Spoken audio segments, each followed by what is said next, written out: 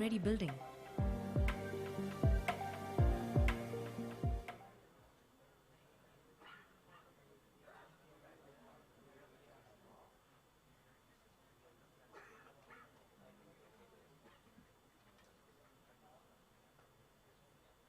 India is urbanizing rapidly, so fast that you can cross from one municipal boundary to another without even noticing. This seamless sprawl is both a challenge and an opportunity for India's future. A new World Bank and Asian Development Bank report reveals that India's future depends on harnessing the power of expanding urban areas and supporting smaller towns to thrive.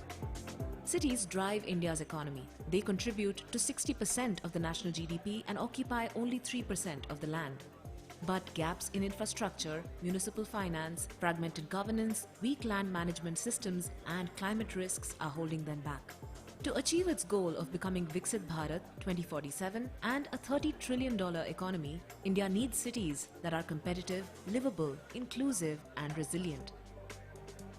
The report introduces the concept of urban growth hubs, not just big cities, but places with real economic potential, and offers a framework and roadmap to support India's cities in harnessing their potential as engines of growth. Moving away from a one-size-fits-all approach, the report identifies 5 typologies of urban areas, each needing tailored strategies for planning and investment. Megacities, mid to large cities,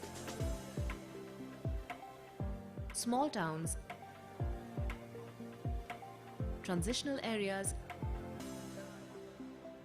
and industrial urbanization. Unlocking the potential of over 4,000 cities requires integrated urban, transport, and economic planning, while placing firm and worker relations squarely into urban planning. By planning for well-defined urban growth boundaries, empowering local institutions, and mobilizing private sector investments alongside public funding, cities can invest smarter in jobs and urban livability. The time to act is now. India's cities can be engines of transformation. If we plan for the future, they're already building.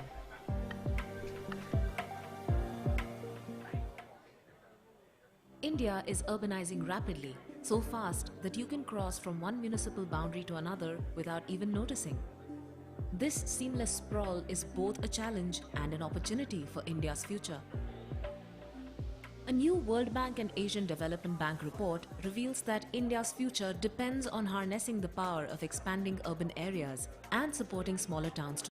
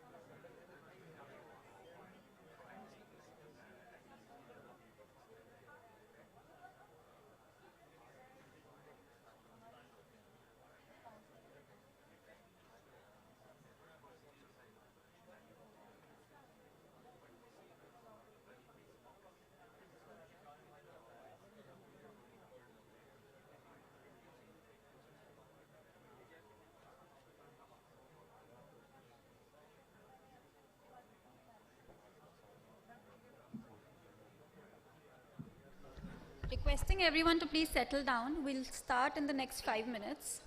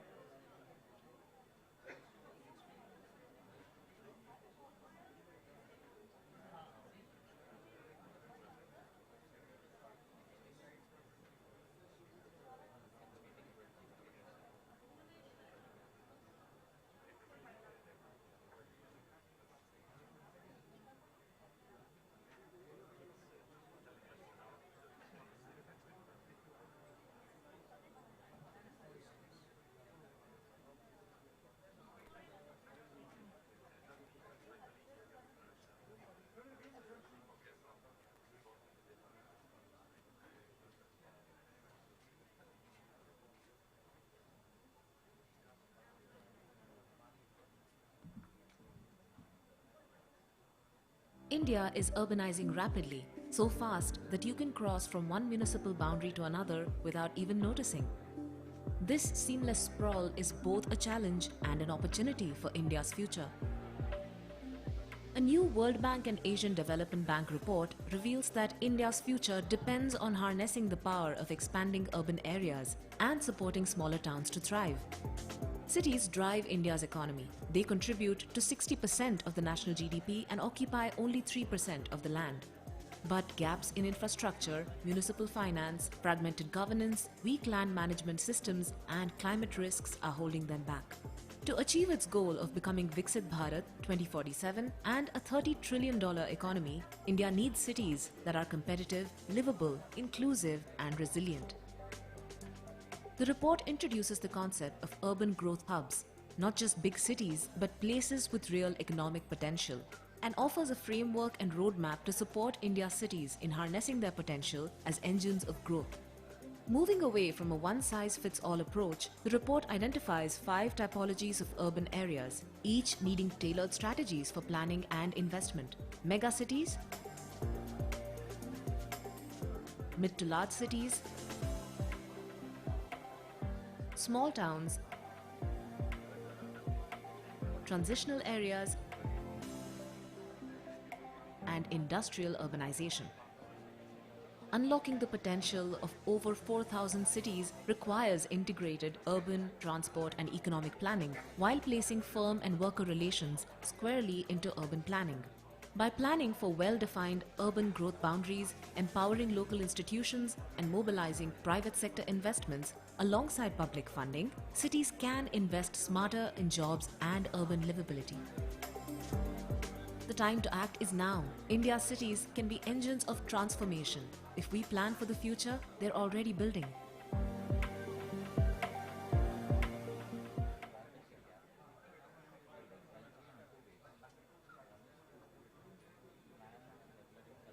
India is urbanizing rapidly, so fast that you can cross from one municipal boundary to another without even noticing. This seamless sprawl is both a challenge and an opportunity for India's future. A new World Bank and Asian Development Bank report reveals that India's future depends on harnessing the power of expanding urban areas and supporting smaller towns to thrive. Cities drive India's economy. They contribute to 60% of the national GDP and occupy only 3% of the land. But gaps in infrastructure, municipal finance, fragmented governance, weak land management systems, and climate risks are holding them back.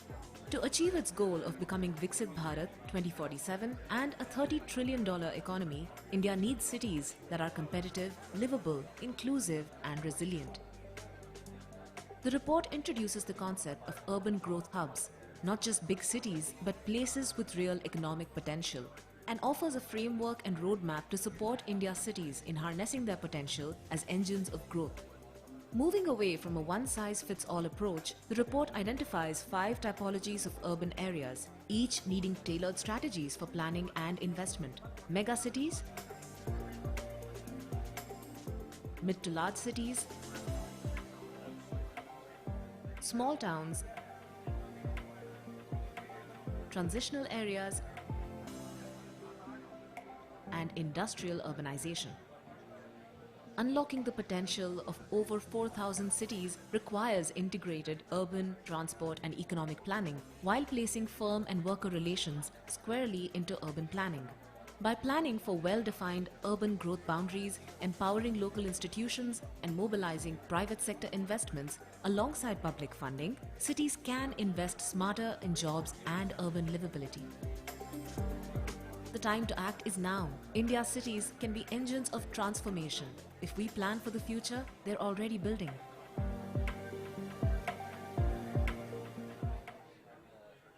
India is urbanizing rapidly, so fast that you can cross from one municipal boundary to another without even noticing. This seamless sprawl is both a challenge and an opportunity for India's future. A new World Bank and Asian Development Bank report reveals that India's future depends on harnessing the power of expanding urban areas and supporting smaller towns to thrive. Cities drive India's economy. They contribute to 60% of the national GDP and occupy only 3% of the land. But gaps in infrastructure, municipal finance, fragmented governance, weak land management systems, and climate risks are holding them back. To achieve its goal of becoming Viksit Bharat 2047 and a $30 trillion economy, India needs cities that are competitive, livable, inclusive, and resilient. The report introduces the concept of Requesting urban everyone growth to please hubs, settle down. not just big cities. Before we start, please put your phones on silent.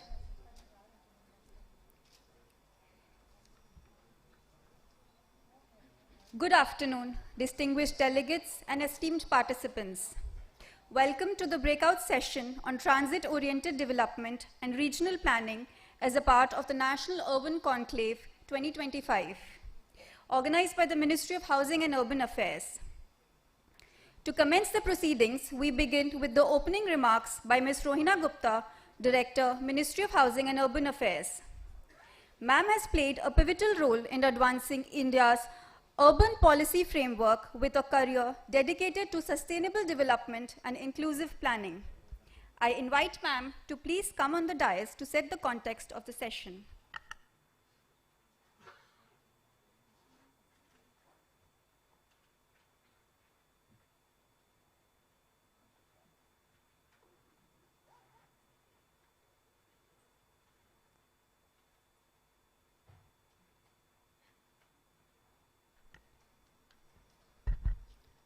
A very good afternoon to all of you. Thank you so much. It's a pleasure to see a full house here today. I think after an electrifying plenary session where we've seen an exhibition, we've heard guidance from our Honorable Minister, from our Honorable Secretary, Sir. I think we've set the context for how India has to proceed further in the next 22 odd years. So, of course, one of the very critical topics that we all know that we have to cater to that will help in managing this rapid urbanization is transit-oriented development. And while we talk about transit-oriented development, of course, we also have to look at development-oriented transit. So that's where all of you come in, and we have to look at the various facets of this development. So we, I think, know this. We can just quickly go through this. But we've spoken 50% of India will be urbanized in the next 22 years. So half of our country, the population of the country would be staying in cities and contributing to about 80% of the GDP. So this is extremely crucial the next 20 years. We have to manage the urbanization to accommodate some 10 crore households in the next 20 years. And one of the way forward is compact cities. We have to prevent the urban sprawl. We have to look at connecting our cities together, the larger ones, the peri-urban areas, and all of that. So the time to act is now. We have to achieve the planned urban development to contain this in the next 20 years.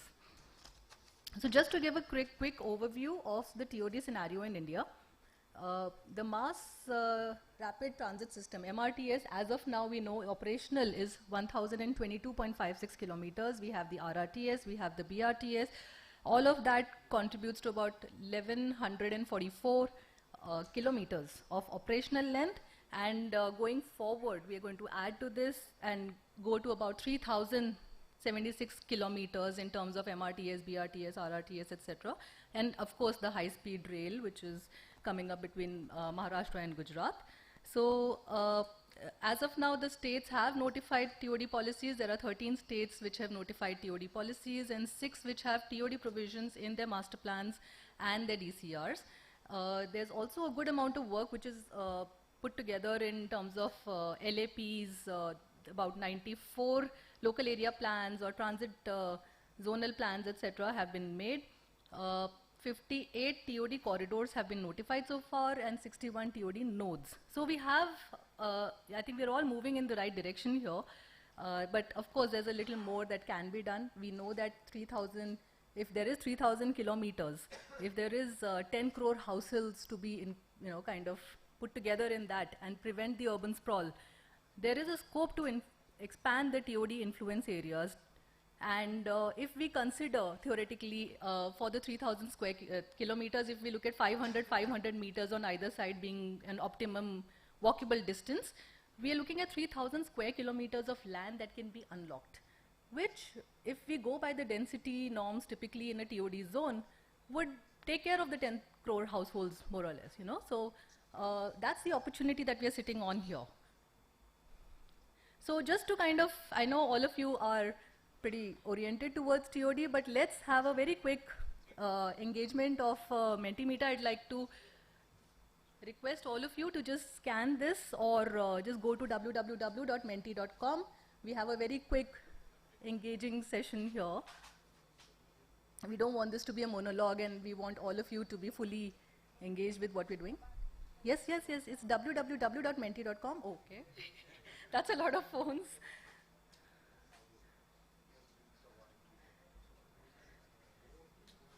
Oh, the warranty? Hold on. Sorry for this, yeah.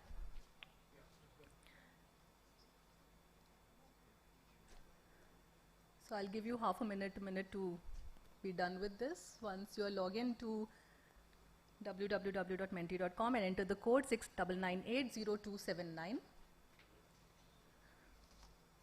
Okay, so we have some very quick trivia, and I'm sure all of you will get all the answers right here. Can I just move on? I hope you're all there. Can I have a yes? Thank you. Thank you.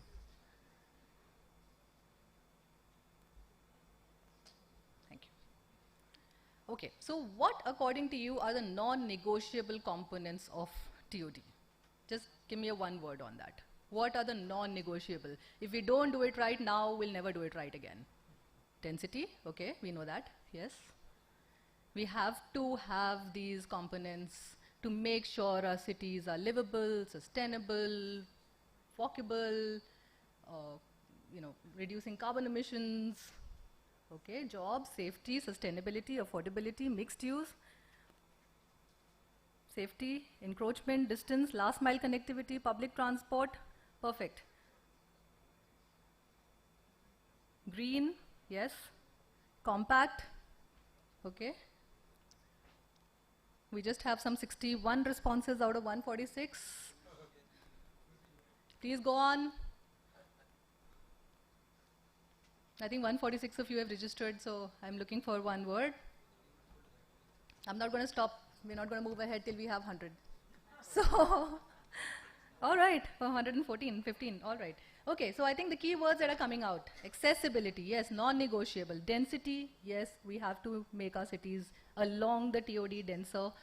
They have to be absolutely walkable. Walkable is non-negotiable. If we don't incorporate walkability, footpaths, pedestrian now, we'll probably never be able to do it because that's very difficult to fix later, right? So we have to get it first time right. Safety, yes, there have to be eyes on the street. Last mile connectivity, public transport. Great, okay, so I think we're doing very well here. Thank you so much all for your response here. Another one, how much distance do you think is an ideal walkable influence zone for TOD? We have some options here though, 200 meters, 500 to 800, 2 kilometers, maybe the entire city area, I don't know. What do you think?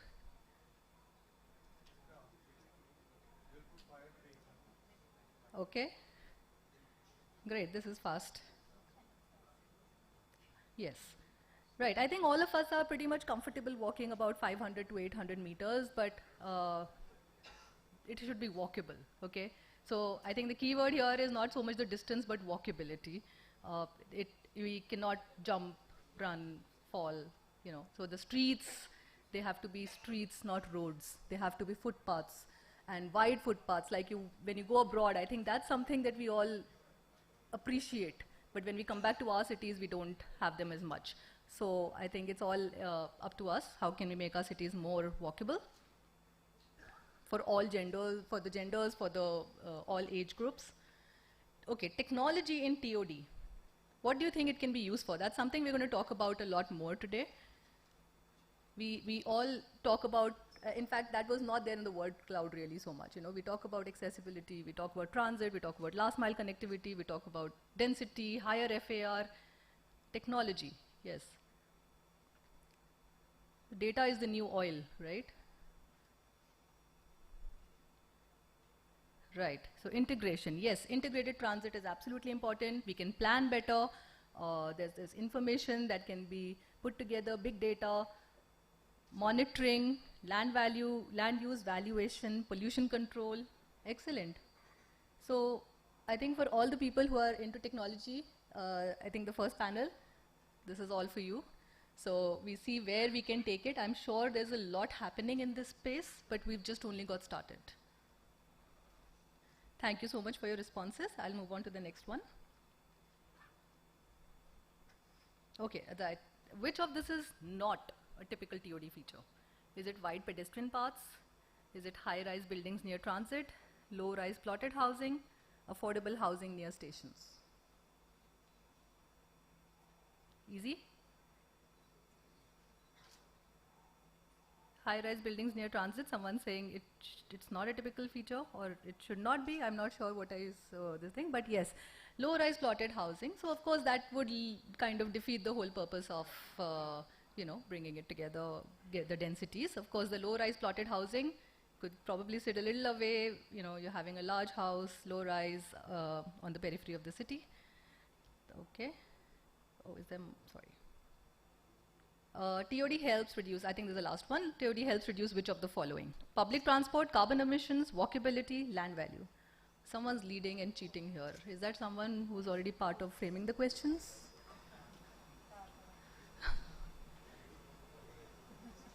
All right.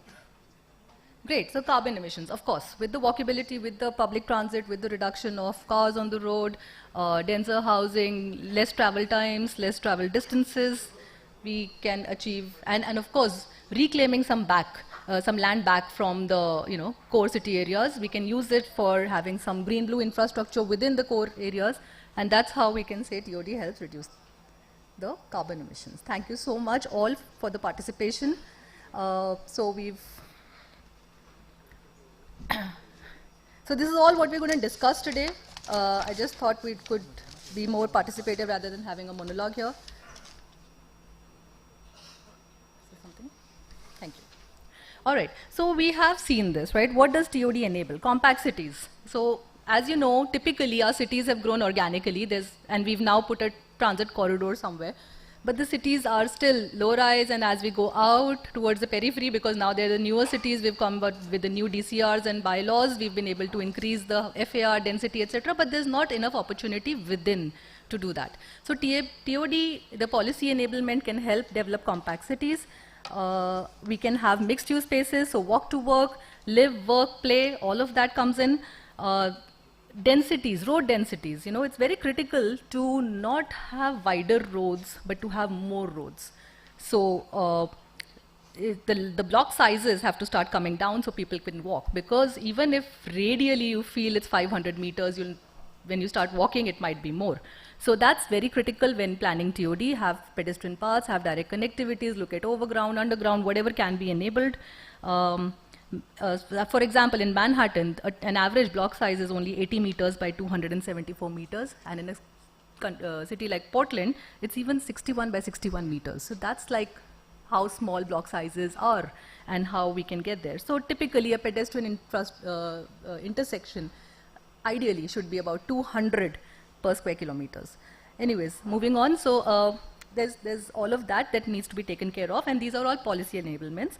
Public transport, of course, we know how less cars on the road can help. So what does TOD enable? Walkability. So we can see what can be done before and after, how blue-green infrastructure, shaded pavements, bioswales, and all of that can be introduced. So we can reduce the carbon footprint. And then safe streets. This is so important because the walkability should be there 24/7. How can you do that? Active frontages, bring light on the road. It activates 24/7 because you have activity in the day, activity in the night, mixed use, all of that. So that brings in the walkability aspect. So pedestrianization is typically considered expensive, right? Building footpaths, very expensive. No, but it actually, if you have commercial along it, it actually activates your spaces. You can get cafes, you have outdoor spaces. So you have revenue increase, you have, good economics actually that builds in along with the safety factor. So all of these that we've spoken about builds in to the sustainable, resilient, and inclusive urban development in the cities. So these are all that we're going to talk about just now. What will make TOD a success? The technology and data, which is what we're going to cover in our first session. The regional planning is good economics through land value capture, higher FSI and others.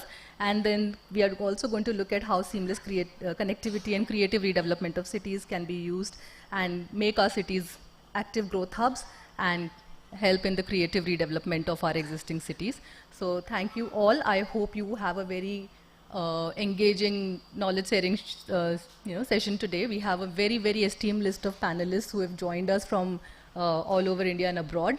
So thank you so much, and I look forward to taking this forward with you. Thank you.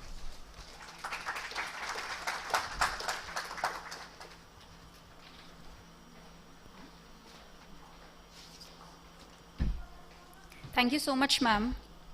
We now begin the first panel discussion on the theme Application of Technology and Data Analytics in Transit-Oriented Development, focusing on the role of real-time data, IoT, AI, and crowdsourced insights in enhancing urban mobility systems.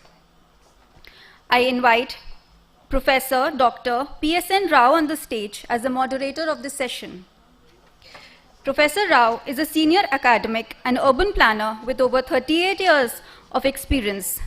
He has served as the director of SPA, Delhi, and chairman of the Delhi Urban Arts Commission.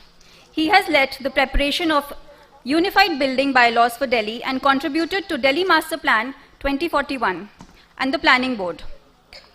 His work spans across master planning, policy formulation, and capacity building in urban governance. I now invite all the panelists of our first session. Dr. T. Prabhu Shankar, IES. He has led Chennai's public transport modernization with electric buses and improved last mile connectivity. He has received multiple governance awards, including the Indian Express Excellence in Governance and Tamil Nadu's Best Collector Award. His initiatives reflect a strong focus on sustainability, accessibility, and operational efficiency. He has also contributed to digital transformation and inclusive mobility strategies. His leadership continues to shape Chennai's future-ready transport system. Now, I would like to invite Shri Manvendra Singh. He is a senior technocrat in railway signaling and telecommunication. He has led the integration of ETCS Level 3 and LTE technologies for India's first high-speed rail. His work includes cybersecurity, IIoT, and platform screen door systems. He has led leadership roles at the Delhi Metro and Indian Railways and holds advanced degrees in data science and cyber law. His contributions have set new benchmarks in railway operations and digital transformation. I now invite Mr. Shan MS. He leads Moving Tech, which builds ONDC complaint zero commission mobility platforms. His work empowers drivers and integrates autos, cabs, and metros and buses into a unified ecosystem. With over 130 million trips in driver earnings, his platforms support Digital India and Viksit Bharat. He advocates for open source and community-led mobility solutions. His leadership is transforming urban transport through digital public infrastructure. Kindly note, each speaker will present for 5 to 7 minutes, followed by a 15-minute open house for questions.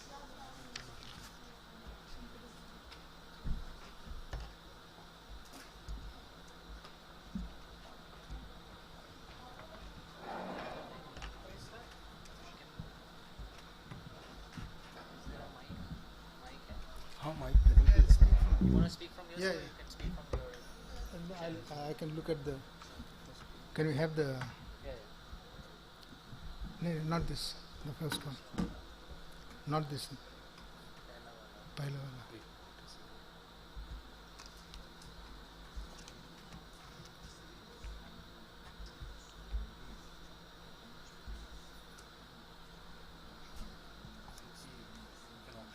No, it's not there on the screen. Okay, good afternoon, ladies and gentlemen. We are, I think, running short of time. Nevertheless, we do have about 45 minutes, I'm given to understand.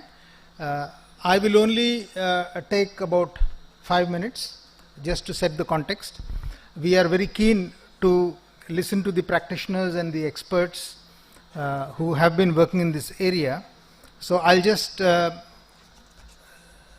set the context and then leave it for the experts to give us their details on this. There are different viewpoints when we talk about transit-oriented development. Being an architect planner, we generally look at transit-oriented development in terms of the physicality of the whole thing, but then it is not just the buildings or the roads or the mobility, but there is much more to it than what meets the eye. And in this particular session, there are 3 sessions today where we are talking about transit-oriented development. But in this particular session, our focus is more on artificial intelligence and information technology. So, how do I move it forward?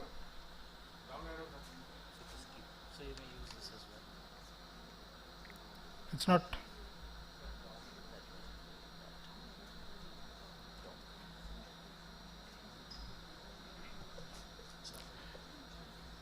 Okay, fine. I think I'll use this. Well, as has been said, that we are not new to transit-oriented development. In as many as 6 master plans in the country, we've already introduced this concept of transit-oriented development. And in many other cities also, transit-oriented development is on its way. Essentially, what we are saying is that there will be nodes of development and they will be connected through some kind of a movement corridor. So how do we move people from place of residence to place of work, and how do we make that a comfortable experience? That's the whole idea. And when you have places of work and places of residence, how compact they can be so that you don't have a city that is spread out, but you have a city that is well organized. So the goal is reducing car dependency, having more people using the public transport, greater accessibility, more vibrant, more safe neighborhoods, and more safe workplaces, and improving the quality of life at the end of the day. Because after we do all this, if you are not happy and if you don't have a good quality of life, then there's no point. There are, of course, serious challenges to this, because we've already adopted a system wherein we are in a kind of an urban sprawl. So how do we reorganize this urban sprawl into something which is more organized, and how do we use technology to really do that? So information technology, artificial intelligence, I think this has a very major role to play. We are in the process of discovering this, and I think there is still a very, very long way to go. We are probably not doing this in an integrated manner. We are doing it in bits and pieces, something here and something there, in one area, in another area, within the buildings, sometimes in the public domain, sometimes maybe a company is doing it, sometimes maybe an authority is doing it, but perhaps we are not integrating the whole thing. An attempt was made in the integrated command and control centers in the smart city mission that we had. But then yes, how do we take decisions? How do we integrate? How do we segregate? How do we predict?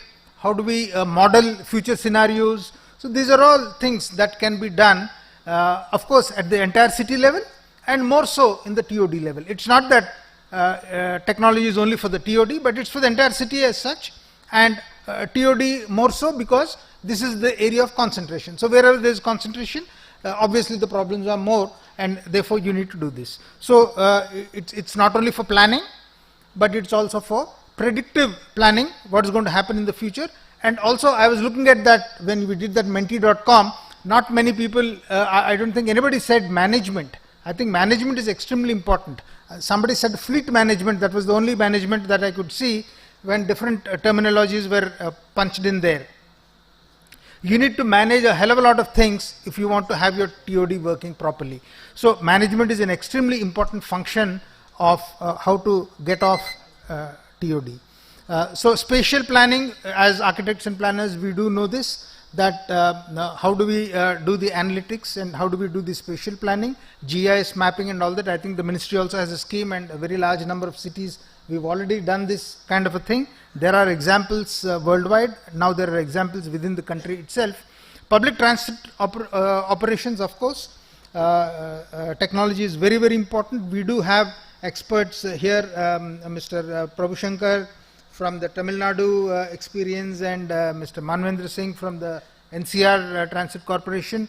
So looking at buses, looking at trains, there are various modes by which you can move people from place A to place B to place C. So how fast you can move them, how comfortably you can move them, and how you can even vary the timings. In the peak hours, probably you will have to, like in the Delhi metro, the peak hours you have a metro train coming almost one every minute. I don't know if any other country is really doing it, but we have almost every 1 minute we have a metro coming in the peak hours, and the metro ridership is also increasing, which means that people are adopting and adapting to a different way of life. Delhi was essentially a car-based city at one time, but today we have as many as 4.5 million passenger trips every day, which is a huge number. So one day the metro doesn't work, you can imagine the chaos that's going to happen. So that can also be predicted using AI, incidentally. We have not done that perhaps, but we can do that also. Connectivity, we have a gentleman, a co-founder from Namayatri. Well, this is one of the popular apps, Helsinki, where integration of different modes. So today we do have a Delhi Metro app. So I want to go from place A to place B, and then how do I do that? I can get it on my app. But then is that the best way to do it? Or should I take an Uber, or should I take something else, or should I change different modes at different points of time so that I reach my destination in the shortest period of time? That kind of a system, that kind of an integration is perhaps not available. Probably that is required. Of course, the physical infrastructure is very much important. We do need the actual, for example, from my home in Gurgaon to this place, it's actually a 15 kilometer, half an hour ride by car. And if I have to do that by metro, it will probably take me about 95 minutes. That's what I checked, because for the simple reason that the metro network is not connected in that manner. So I need to first go from Gurgaon to Connaught Place, and then from there come here and do that kind of a thing. So the physical planning and the infrastructure that you need to lay on the ground is extremely important. At the same time, technology is also important for us to tell us as to where we go and how we go and how much time we can save. Of course, we need to look at sustainability. It is extremely important that whatever we do in today's time and age, it has to be green. And in fact, that's the whole idea of optimizing, of increasing efficiency, so that we use technology to reach destinations in the shortest possible time. So we are optimizing on time. Carbon emissions, as somebody said, very rightly, largest percentage. Yes, so we don't have to take out our car every place. Reduce the carbon footprint analysis and so on. So there are, Singapore is of course a very good example of doing technology and TOD integration. The Jurong East case study is very well known to many of you, and there are many other case studies also. Probably very soon India will also be somewhere there. Future trends and challenges, digital twins, how can you reimagine, how can you imagine the entire city on your screen, and then how you can start manipulating data and how you can start predicting whether it is water, whether it is electricity, whether it is any of these. You know, technology applications can be any one of these. For example, in a TOD area, water management, for example, you can actually have real-time data for a year, and then you can start looking at the data, and you can see the peaks in the reduction, and then you can do a lot of analysis, and then accordingly your networks can be structured, whether it is flood management, mobility management, traffic management. Power requirements also keep changing with time, so power management, even property, real estate inventory and so on, all these things, safety and security, these are all areas where we can have applications. So to conclude, AI is something that's going to enhance efficiency, sustainability and livability at the end of the day. All this we are trying to do because we want to make our cities better places to live in. So the future of cities lies in the intersection of intelligence and mobility.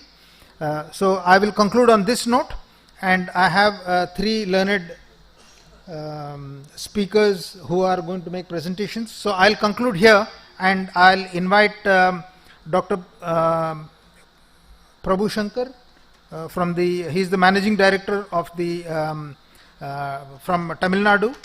He is going to talk about the Tamil Nadu bus system. So over to you, Mr. Prabhu Shankar, please. Take about 7 minutes. Sure. And subsequently, we can have some flow participation as well towards the end.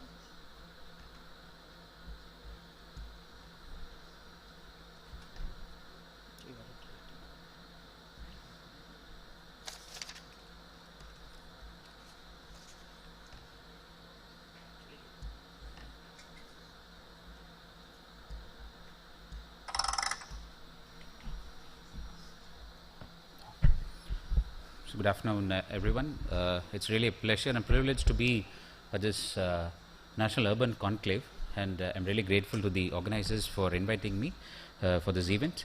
So quickly getting to the topic, me being the first speaker, it's always kind of an opportunity and also a challenge. So I'll try to make my presentation more relevant. Chennai, so the title slide really tells what urban transport in Chennai is all about.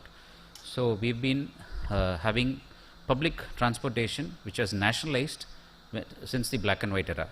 So we've had a long history, a legacy-rich organization. MTC has been the Metropolitan Transport, though they may have been known by different names. We've been in the business of plying people for close to a century. So so this is really, so we are literally now at the crossroads, and that is where such fora really help to learn from each other. And here in my presentation, I would like to share our experiences is how technology is enabling us to make better decisions and ensuring there is both transit-oriented development as well as development-oriented transit. So just to give the context, this is what Chennai is all about. Chennai was a very accidental metropolitan city. Chennai was never meant to be a city in the first place. It was just a fishing hamlet.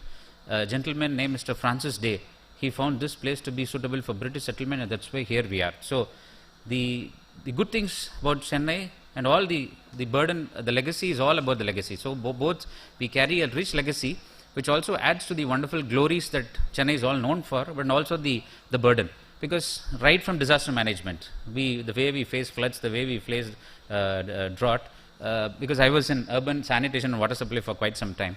So this is the second oldest municipal corporation in the world, in fact. After London, this is the outside in the Commonwealth, outside of the UK, this is the second oldest corporation in the world. And the city as such is 426 square kilometers. So basically this part is basically the Greater Chennai Corporation. And this area is the Chennai metropolitan area. This used to be 1189 square kilometers till 3 years back. And right now we have a larger area. So it's not just the city of Chennai, the older, the next concentric circle, and we have 5 more districts, Tiruvallur, Kanchipuram, Chengalpet, and a part of Ranipet as well. So this has now become close to 6,000 square kilometer, and so this has really, we have to really reorient ourselves in terms of both development and also ensuring connectivity to everyone living here. So just to give a snapshot of the multimodal, the various transports, public transport modalities in Chennai, MTC, the organization I represent, is said to be the lifeline of Chennai city because we carry the most passengers. We carry close to 34 lakh passengers each day with around close to 3,500 buses, 660 roads, and around 8.2 lakh square, 8.2 kilometers the buses are going every day. So this is the bus network in a snapshot. We have a total of a road network of 2,114 kilometers with some around 5,000 bus stops and a lesser amount in the GCC area alone. So that literally gives, this is to just give the context. Likewise, we also have a CMRL network, an existing network of 53 kilometers and another 112 kilometers are getting added. The suburban railway network, we also have a long, that's been again a major lifeline for Chennai because it also takes people from so far from the city. It goes as far as Andhra Pradesh in the north. So this is going to be, we have 112 kilometers with 70 stations. So all three, these are the 3 major public transport modalities in the city of Chennai. Well, why are we here? This is exactly, I think, no city is stranger to this TOD conundrum. So most of the investments, the transit investments happen in the core city, but then the people have a mind of their own. And why? Because we are wiser. Man is a rational animal, is an economics is basically, there's development happening only in the peri-urban area, driven by 3 major reasons. Land is cheap, land parcels are larger, the land value is lesser. So people tend to go and invest and buy large because one of the options in the MCQs in the Menti was the large plotted. So this is exactly what happened. So we need to understand how and why is it why does it happen? There's a lack of data driven planning and management of development. So we really need to address this, and how do we go about it? That is where transit oriented development comes.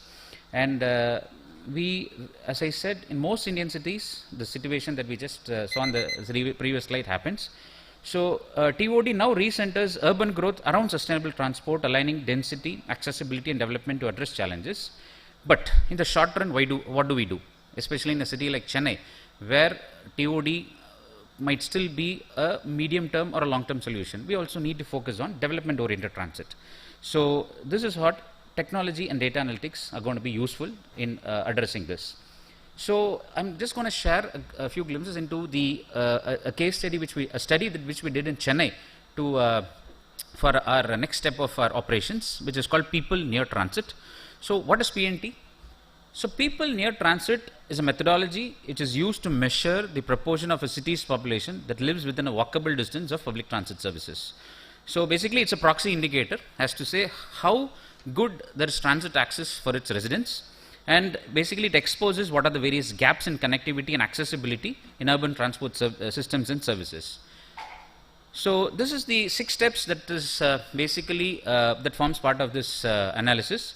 First, we identify the public transport service points, let's say a bus stop or a metro station. So this dot is the first step. Then we create a walkable catchment area, so the yellow line. So this is basically 400 meters for bus-based transit and 800 meters for a metro and a suburban. Then we build a 50-meter buffer area. So this red blocks these squares. So we this buffer area around walkable network lines to capture the surrounding buildings, and then we overlay with the building footprints, and then we overlay with population, and we also estimate population in the accessible area, and that is this completes the analysis. So these are the data and the various data sources from where we get this analysis done. So there is a transport layer, there is a population and transport demand layers. So there are some public sector where we derive data. It's basically primarily a secondary data driven analysis. There's no primary data collection involved here. So we have the transport layers, a public bus roads and frequency which is available with us. We use Google Maps for the metro corridors, though we could always get it from the CMRL, and open street maps and Google Maps again for the suburban network. There are water bodies from a sentinel survey, from the list of schools we get from the local bodies, the list of slums and locations, the TAZ-wise population from the Kumta, and then we have a building footprint from open buildings. So this is like a mix of both a public sector data sources and also a private data sets we kind of combine for the analysis. Yes, so this is the results of the analysis. So the first step, we get to understand what is the building density. That is the first layer that we actually get. Now we have understood what is the metro walking shed. So 9.5% of the population can access the existing metro services within a 10-minute walking distance, and 23% of the population can access the proposed metro services within a 10-minute walking distance. When it comes to bus walking shed, we have 56.5% of the population have access bus transport services within a 5-minute walking distance, and 36% of this. So, but then we may also have a scenario wherein there's a bus just once a day, which might make our analysis flawed. So when we add another filter with respect to frequency of bus transport, a 5-minute walking distance where there are frequent bus services. So that when we narrow it down, only 36% of the population have access, wherein a frequent transit, they are part of the frequent bus walking shed. So this is the analysis, and we also find that there are pockets. So we may say that this area is connected, but there's a large area, literally hidden, a concealed area, from which people have to, this is outside the walking shed. We really need to address this. And then we also analyze the employment centers, which is a major area which needs to have proper access. We find only 44% of employment centers have access to frequent transit service. Well, this is the thing which I showed. There are shows dense pockets with opportunities for public transport development. So as you see, these areas, though theoretically they might be connected, you have a lot of pockets well within these areas which need connectivity. And also, because we now know which are the ones which are well connected. We understand 36% of the city has a dense connectivity network. Now, this serves as the beginning, this serves as the platform for TOD. So this analysis helps both primarily in DOT, which as a urban transport planner I can do. I can also share this data with our urban planners to ensure TOD happens with this data available. So these are the key takeaways from this advancing TOD through analytics. So technology and analytics are transforming TOD planning in India, as we have seen. And tools like PND, which is a very, very simple tool. We have not really worked with some very difficult data sets. This is something going to quantify walk access and reveal TOD gaps and opportunities. And the way forward, strengthening open transit data and multimodal data sharing. So this is something I would really like to stress upon.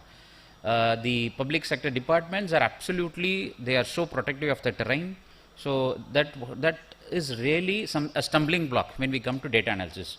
While data is more, open data is the norm, we still find, so you would have seen, why would you get a data for CMRL from Google Maps or Google? Because that is more easier to get than from our own government organization. So that is something as a policy we really need to work on, that the data transparency is there, at least for a B2B analysis. And the integrating accessibility analytics into planning and decision making for transport operations is going to be the way forward. And prioritize development. As I said, we find 36% of the city has a very good connectivity. We really need to focus on development on those zones. Build institutional capacity for spatial analytics and digital governance. So what are we going to do in the immediate term based on this PNT analysis? While we need to plan, and this is going to be basically the keywords that we were discussing. As an urban transport planner and an operator, FLMC is the buzzword. I think we find some Devi buses operating in Delhi, which is really wonderful sight. Chennai had small buses, 7-meter buses, are running in Chennai for 12 years. It was since 2013-14, we have small buses of 7-meter, which go into the smallest gullies, smallest lanes of Chennai. Now, but then it was a time when CapEx was the norm. We went with the CapEx model, and those are white elephants. If you see the fleet, that is the 200 buses. It may be just 200 or buses, but the EPKM is around 140 rupees because for many reasons. So this is something which has stopped us from expanding this as a service. But now with the changed landscape in terms of changed mindset in terms of financing, when gross contract model has norms like they have come, we really see an opportunity here. And we are really in the plan to have 750 buses upfront with a very wide range of portfolios, not just 9 meters, not just 7 meters. We are going for even smaller because the lanes in the city are even smaller. So, which will act as feeder services for CMRL, MTC and EMU. So, we are actively working with this data. So, this is a real world example of how data can be used for planning.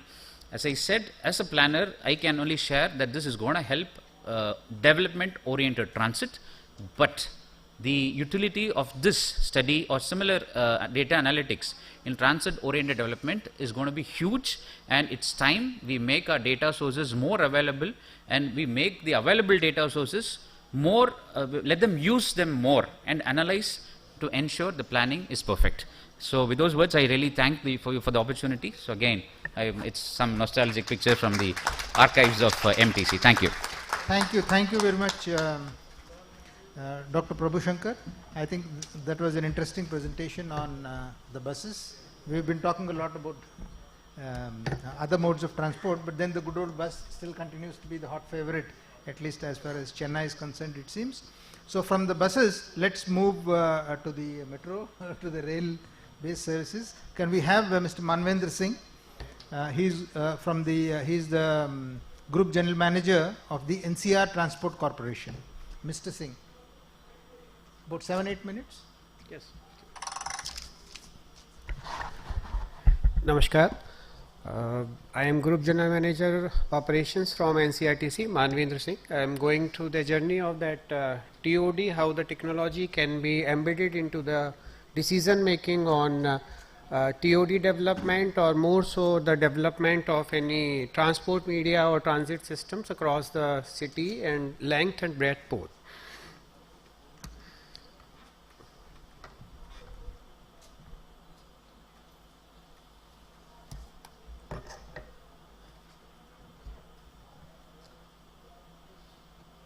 Yeah. So agenda will be how the TOD is introduced in the NCRTC or by the NCRTC, and what are the essentials of TOD, core principles, what is the global playbook where the technology has some stopgap arrangement being done for TOD development, and what are the takeaways where we can move on with the gaps the TOD has been developed, a reference to the technology induction, OD matrix of digital twin. We are talking about the digital twin of cities or the corridor along with we are developing the TODs, gaps closed and optimization, and what are the next step to be taken when we want to integrate the technology. Essentials of TOD, there is a lot of text, so I do not want you to go through that. Just keep these 3 words in your pocket: people, place and public transport. This is the TOD which governs all these 3 things: people, place and public transport. When we integrate both of these 3 things together for a holistic development of any place by the people, for the public, through the public transport, that is the TOD policy in a nutshell. I'll just move on to have that not fear of buzzer. What is the context of NCRTC in TOD? We are developing a corridor of semi-high speed regional rail connection. Primarily objective is that within 40 to 50 kilometers the metros should have that mobility of transit. Semi-high speed corridor within 150 kilometers to 200 kilometers. Then we move on to high speed rails beyond 200 kilometers. All idea is that the public or the person should travel from his residence, his or her residence, to his working place within an hour, because more than an hour transit is loss to economy for the nation and for the public at large. So we are having a 3 corridor in a first phase: Delhi Meerut, Delhi Alwar, Delhi Karnal. Delhi Meerut is almost operational with 160 kmph of speed of the train. That is the presently highest speed of train which is available in Indian context. How RRTS can develop that TOD zone and enable that TOD development is that along the corridor, you see, anybody would have traveled to Meerut. We have seen that Modi Nagar area, it is entirely developed along the highway.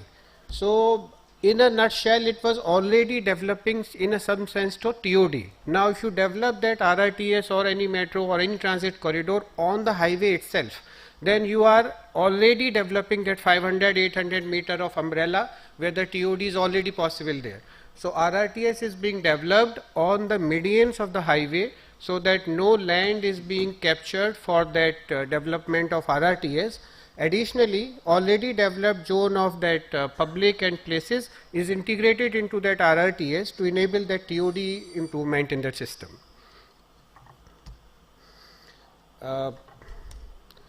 What are the core principles? I'll just keep three things: compact misuse, density gradient, and walkability. Walkability is an index which is giving like 15 points by UN Habitat, India Institute of Transport Development, and density is giving the 25 points. So if you want to check or have any specifics of TOD policy, whether it is successful or not, gauge on that terms of the numbers. Walkability 15 points and density has to be on 25 points, and mixed use of that land is again 25 points.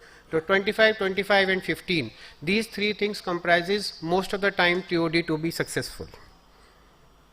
Now, what are the global playbook for technology? Why tech matters? Digital twins, AI, and BIM GS-led cities test before they build. You simulate that test cities, you simulate that whether walkway are useful, you simulate whether any FOB we have made that is useful for the people, that whether they will be using it, how the mobility is going on, operate while they group, then you can modulate, you can find out, you can audit yourself that whether that TOD policy we introduce is going to be success or not, and then finance as value rises. As you increase in the public transportation, your value, your economic conditions rise again. Hong Kong, they are beautifully using this rail and property value capture through bundling air rights with that station development. Sydney, they are using that ISDs, metro coupling with digital twin, some sort of a digital twin, approximately 40% of the city is being twinned on that. And Toronto, they are using 3D BIM link model to development and design of that station parcels and land value capturing on the systems. Now impact, NCRTC has done a digital twin modeling for the corridor of the RRTS along with 500 and 800 meters of the zone on space and width wise both. So ridership, customer satisfaction, this we integrated itself before planning. So now you can see the graph, it is almost reaching at that place, queue time before TOD, and how the area accessibility can be increased with that state government. Then we were able to reduce this queue time, energy intensity, and then public safety was increased. This is how the TOD can be mapped with emerging technologies. You can use AI driven land use, GIS, urban, digital twin simulation. What will be the benefit? It will benefit in the sense that optimal land utilization and balanced density planning you can do. Pedestrian priority, that walkability is the main. Now how you can integrate the technology? You can use LiDAR, you can use LiDAR based systems, you can use GIS mapping, and very beautifully Department of Telecommunication of India has come up with a digital twin of mobility of the people who are using mobile, and this data is available with most of the telecom service provider. NCRTC has started using this data. This data can be directly integrated into any digital twin modeling of any city and space. So like from Chennai, esteemed panelists were saying that data should be made open, and whenever you want data, that's a primary source of data. Any person with a mobile moving from his house to any place, you can map it so that last mile connectivity, what are the requirements of the person, what is the cluster of the person, of the people which are moving from X to Y places, and which type of transport medium is required. Now walkability, when we say walk sheds, so if we know that walk sheds we are going to prepare for a digital twin model, then how it is going to help in that TOD overall development. Definition of OD, this everybody knows on the data, role of OD and challenges addressed by, I have speed on this.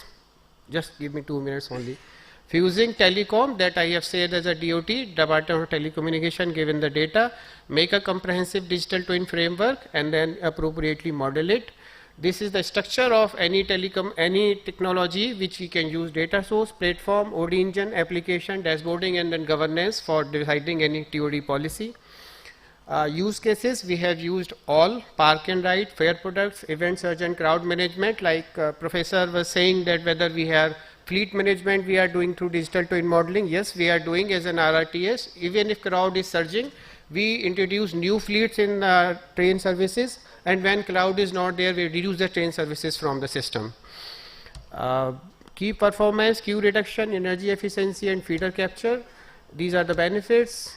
Gaps are closed. Key achievements, we have optimized transit operation through that digital twin modeling, improvements in KPIs performances.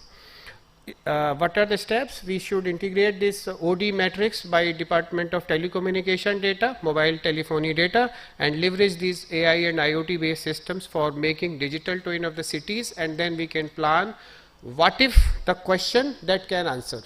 And if we can answer what if in near future for 20-30 years, then that TOD policy need to be success. There should not be any doubt about it. These are the open spaces, energy efficiency, and this is the conclusion. Thank you so much. Thank you so much, Mr. Manvendra Singh. I think the difference between the perhaps the Chennai presentation and Mr. Singh's presentation is that while this was more of a city-based system, regional planning is, I think, the crux in the NCRTC, because we are talking about Alwar, we are talking about Meerut, so we are talking about long-distance transit-oriented development. So that is one dimension where they are contributing. Of course, one is a bus and one is a rail system. So now we come to the app technology. We have Mr. Shan, who is the co-founder of Nammayatri. There is www.nammayatri.in. That's the app. So let's know more about the app in the words of Mr. Shan himself. Thanks. Over to you.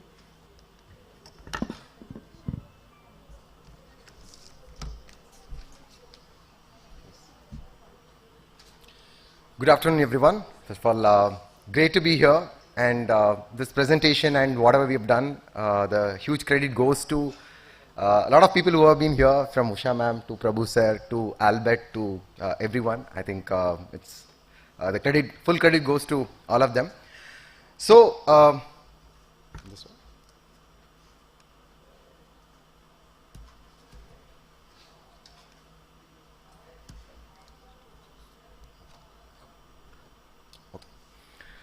Okay, mobility and transportation. This can become the growth engine for our cities, or can become the speed breaker. And when we are talking about it, the single common enemy is private cars. So how do we move away from our own personal cars into shared mobility, which could be a combination of paratransit or the shared mobility, ride hailing, etc., to public transport. So what we realized over last 4-5 years, we are a payment technology company. When we looked at mobility as a problem, how do we solve it?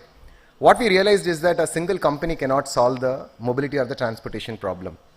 It's the entire ecosystem that has to come together and solve it. And if you have to make it solvable, what are the inspirations that India has done? India specific, India unique, very innovative way of solving large scale, population scale problem. We looked at the examples like Aadhaar, UPI, Oken, etc., where you use digital public infrastructure and think in terms of accessible, affordable, and very innovative solution. And this cannot be done with a single company. You need the amalgamation of 3 important ingredients, which is Samaj, Sarkar, Bazaar. I think I'm representing Bazaar, but sometimes we feel that we are very much part of the community and the Sarkar as well. So mobility, in our one line, if you have to say, it can be solved at the hyper-local level. It could be at the city level, it could be at the state level, it could be at the country level. So we call this mobility 3.0, like how web has evolved from 1, 2, 3. Today we are talking about web 3. Mobility in our view also is evolving through various scenarios. 1.0 is very disconnected, decentralized, but it was not digitized. 2.0 came in, definitely solved some problem of looking at people, convenience, and definitely digital, improved the convenience through the ride hailing. We have bunch of apps coming in and then trying to solve it. 3.0 is going to be a lot more sustainable. Government will not be a bystander. Government will play a very, very active role in this one. Transit will not be ignored. Transit will become a very, very integral part of it. We will digitize it but at the same time we will decentralize it. The people who do the real work, could be the driver, could be the MTC, could be the metro, etc. They own the app, they own the data, they can make it open as well. So it's a very decentralized model. At the same time, all of them are unified using a common protocol. Today, internet is unified despite it's very decentralized. UPI is decentralized, but there is a common language as well. And that's why a common language in which everybody can come together and make this work is important. There are great examples like Odisha Yatri, Yatri Sati, Chennai One, etc. So we call this the house of hyper-local mobility apps. We have very soon Bharat Taxi coming in Delhi. We'll pretty soon have the Bharat Taxi. Hopefully will be launched by Honorable Home Minister very soon. The idea is that it is community-led. People have to start taking the ownership. We cannot solve mobility problems unless the community comes together and solve it. It will be backed by government or supported by government. It will be very open, transparent, and it will be multimodal and transit integrated from word go.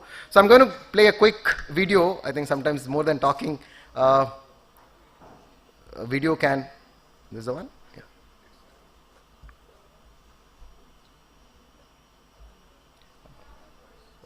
Audios.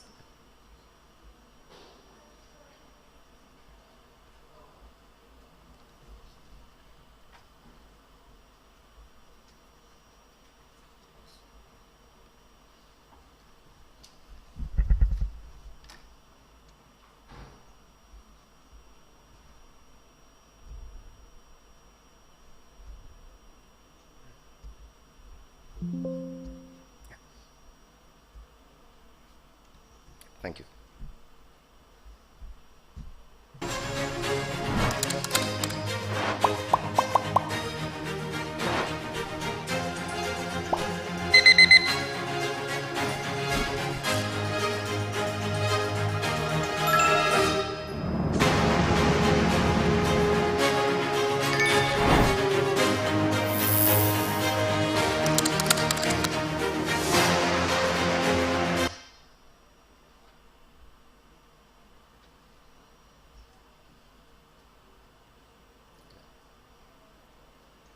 Internet. Have to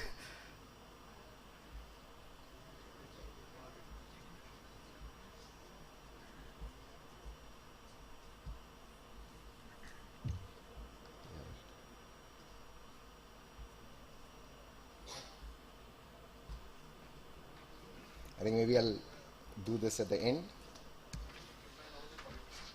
Yeah, I changed it to 360p. So it's built on 4 pillars. First is we'll have to move people and not our vehicles. If everything is centered around people, things are going to be better. For India, is cost-effective model is very important. Can we provide infrastructure rather than actually build the full stack solutions? Second is open. Sir spoke about it. How do we use a software which is open, data which is open, and dashboards which are open as well, which can enable things like digital twin, etc. to be built on top of it. Third is leverage the power of India's massive capacity and skills that's available in AI and technology, and last but not the least, integrated as well. People first. We have seen examples of women drivers actually kind of making a big difference in a program called Mahila Shakti in Bangalore. This program is getting done in multiple cities as well. If we focus on the drivers who are actually doing the real work, if we build solutions around them to empower them,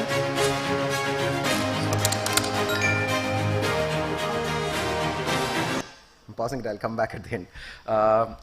Yeah, so if we keep the people who have been driving in our very difficult cities as well, in the hot sun and cold weather, and the kind of traffic that they go through, if we keep the drivers, many times we don't talk about them, the kind of difficult life that they go through, if we keep their welfare in mind, if we build solutions around them, they are going to be excellent first mile, last mile warriors as well.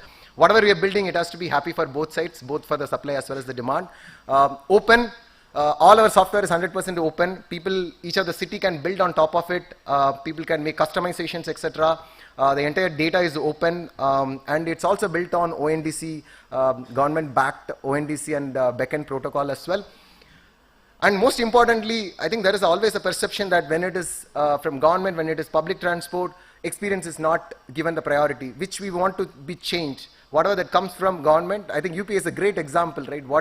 It has set the world, it has set a great example for the entire world, and in the mobility also, we can actually set the great example for the entire world. Western countries are 5 years behind when it comes to payments. I think in the mobility, we have a great opportunity to make it very customer centric and build it like a great infrastructure, which innovations, on which top of it innovations can be done. Last but not the least, super integrated, super seamless, and everything revolving around the entire TOD concepts. And we have a bunch of apps which have already starting to prove that, okay, these are better alternatives for people. If I want to go from point A to point B, there are better options. Like sir said, when he has to come from Gurgaon, I think very soon, sir, by December, you will see Bharat Taxi, which will tell you exactly whether you want to take a first mile, last mile, or whether you want to take a metro, etc., very, very seamlessly. We have a Chennai one example. Albert is here, and Kumta has played a phenomenal role in kind of having the vision of, okay, what should Chennai city look at it in the next 10 years, and Prabhu sir has been super cooperative in terms of bringing all these things together, and the city is always thinking about what do we do in the next 5 years to make the city more sustainable, accessible, and livable as well.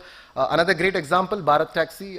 This is going to be the Amul moment for mobility, in which all the key players from government and community will come together, and will also keep the public-private partnership very, very seamless as well. So maybe now, hopefully, the internet will be back. So I'll play this part of the journey. This is an example of how we are envisaging all community-led mobility apps.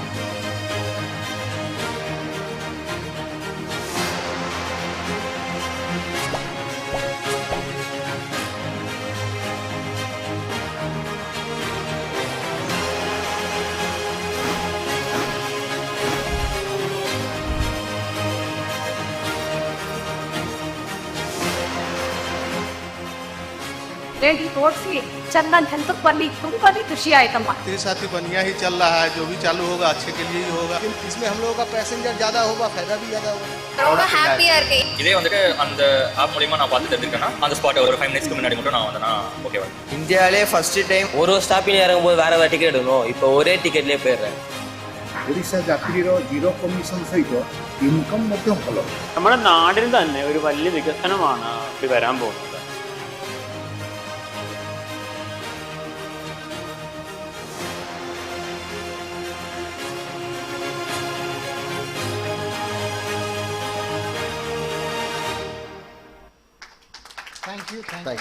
Thank you very much. Thank you. So I think we have completely run out of time, but in the interest, can we just have 2 questions? One question from this side and one from that side. Anybody, any interventions, any questions, any observations? I think we have someone from here. Gentlemen, can a mic be sent there?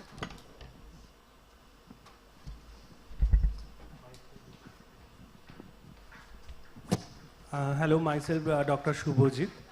So very nice presentation. So when we are talking about the mobile data, right? So this is almost a very common thing for our developed countries. But in India, like when we talk about the cyber security and when something is tracking, so I have 2 questions on that, about that cyber security part, and second question is that there might be noise in that data, because there might be some kind of connectivity loss or something which may lead to multiple trips, which is not true. Okay, so if you can give some highlights on that. If I have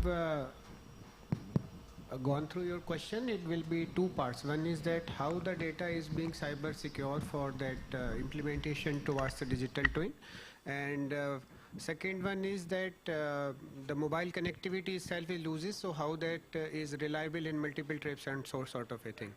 So the answer should be the two types of things. First one is the cyber security part. When we talk about the telecom data, it's a hygiene data where we do not consider the names and the persons and their personal data. It's a common community data. Let's say 20 people, 20 mobile users are being connected to a one particular station, means transmit station. And this one particular station is connecting 20 people. 20 persons are moving from 20 mobile handsets are moving from X to Y. So for digital twin modeling of city or any spatial geographical information, only this data is needed that 20 mobile handsets are moved from X to Y. It is not necessary that 20 handset belongs to whom. So this data is being hygiened at that particular level where that data modeling does not captures the personal information of mobile handset itself. It is only capturing that mobile handset in a number has been moved, and that is only useful for you or me as a planner, where we can find out that X number of people are moving from X to Y for 400 meter, then they are taking another car or bike and they are moving from, let's say, 1 kilometer in only 2 minutes. So you are roughly assuming that they are taking some bike ride or something like that. And when they are moving 20 kilometer these handsets in half an hour, then you are assuming that they have taken a motor ride of bus or metro operations. And when you map these mobility data with that GIS mapping, you pinpointedly in real time knows that how much transportation is moving for a public at large. Now comes to the cyber security part. Cyber security, when you deal any data into that domain of digital twin, some concept is called as data diodes, where the data is being captured and being filtered on the air gap itself. You do not have that layer of cyber security or firewall or anything. These are some sort of a 20-30% maintaining cyber security. But when you have a data diode, it's a physical violation between two X or Y, then it is being pretty sure. Now mobile connectivity parts. Whenever we are moving for a trip, mobile connectivity plays a role till you are at the ticketing level. When you have purchased a ticket, then you're pretty sure that all the systems are taken care in such a way that connectivity itself does not cost into a multiple trips or some sort of a thing. So that part is being taken care by that. Hope I have answered that too. Thank you. One last question and then we'll wind up this session. If there is anyone. I think there's a lady at the end.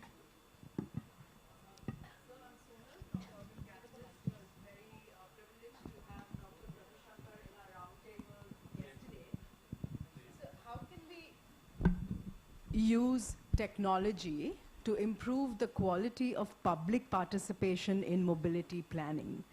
How can it bridge the gap between people and governments, and how can then they incorporate their perspectives? Would really love to understand that. Thank you. So I think you were moderator. I thought it will be over by yesterday, but you are here again. so thank you. Thanks for the question. So really, it was. As we have seen from our experience, yes, we have been traditionally been kind of very conservative in the way we have planned things. We have always believed that we will design a system which is good for the public, but with technology has literally been the enabler for citizen. It has really empowered citizens. Like this, we have come to a stage where each and every decision of ours is criticized the very moment the decision is taken. So rather, if you ask who wields asymmetric power, there's always been an asymmetry. Whenever there's always an information asymmetry when it comes to the citizen and the governance. But then, of late, it's now the symmetry in terms of who wields the more power. It is more with the citizens. And yes, coming to answer the question very specifically, I think there is a real-time feedback in the form of social media is playing a very, very important role in how our services are constantly getting reshaped. I think whenever services are launched, whenever anything is launched, we have a very active citizen citizens are very actively they are contributing to how the services are getting developed. But then when it comes to conceptualizing services in the more of a more conservative way, in the more conventional way, certainly we hold whenever these plans, let's say this analysis happens. I think just to a case in point, in case of Chennai, when we are planning the FLMC, OMR, the old Mahabalipuram Road, is the IT hub of Chennai. So there is a federation of OMR Residents Association. So we are directly, so they are the ones who are suggesting the routes. For example, they have, it's not just about the IT people we need to plan for. We have a huge demand for how the domestic help who are going to work in the neighborhood, the OMR, the various areas along OMR, how they are going to travel to from these trunk routes from OMR. So there will be some 5 kilometer areas as deep as 5 kilometers. So we are actively involving resident welfare associations, like that's just an illustration I was just trying to share. So we are actively working with FOMRA to actually and asking them what exactly you want. So, so in ways more than one, by direct citizen engagement, I'm just sharing the city perspective, and by also constantly being responded. And the other example is disability. For example, special groups like disability. We have a strong feedback from the Disability Rights Alliance. There's a like similar civil society groups, which constantly shape the way how our transportation has become more and more accessible. So whenever, for example, when the e-buses were launched, in the prototype, they were the ones who were part of the panel which inspected, and their suggestions went into redesigning the entire prototype. So we have constantly endeavoring this, and I believe across STUs, across organizations across the country are doing this. And just to say, we are rather more like we are the threat is more, we are under threat than the citizens now. So the things have changed, and if there's one thing that has enabled them immensely, it is technology. So thank you. Thank you very much. I think that was a very interesting session. Of course, there are so many dimensions to this subject, and it will take a very long time for us to get to the bottom of this. But this is also something that is evolving over a period of time, and very fast, that too. So technology is evolving, and I think all of us have a role to play in this evolution. So thank you very much, Mr. Dr. Prabhushankar, Manvendra Singh ji, and Mr. Shan. I think we had, and the audience also, for your patient ear. So let's close this session. Thank you so much.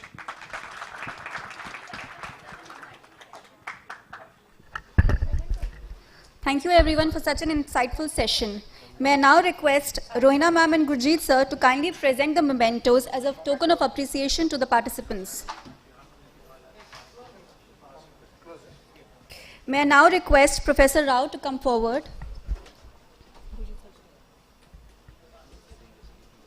Alternate ma'am.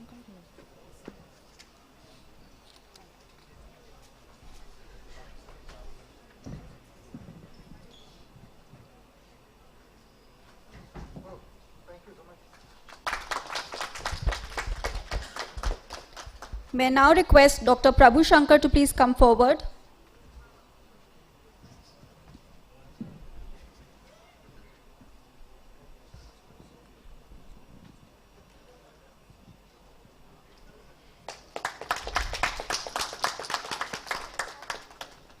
May I now request Sri Manvendra Singh to please come forward.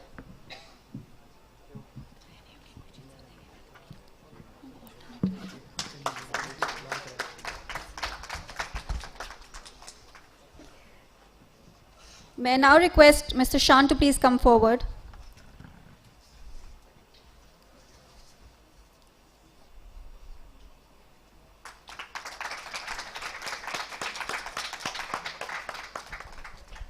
I now invite all the panelists in front of the dais for a group photograph.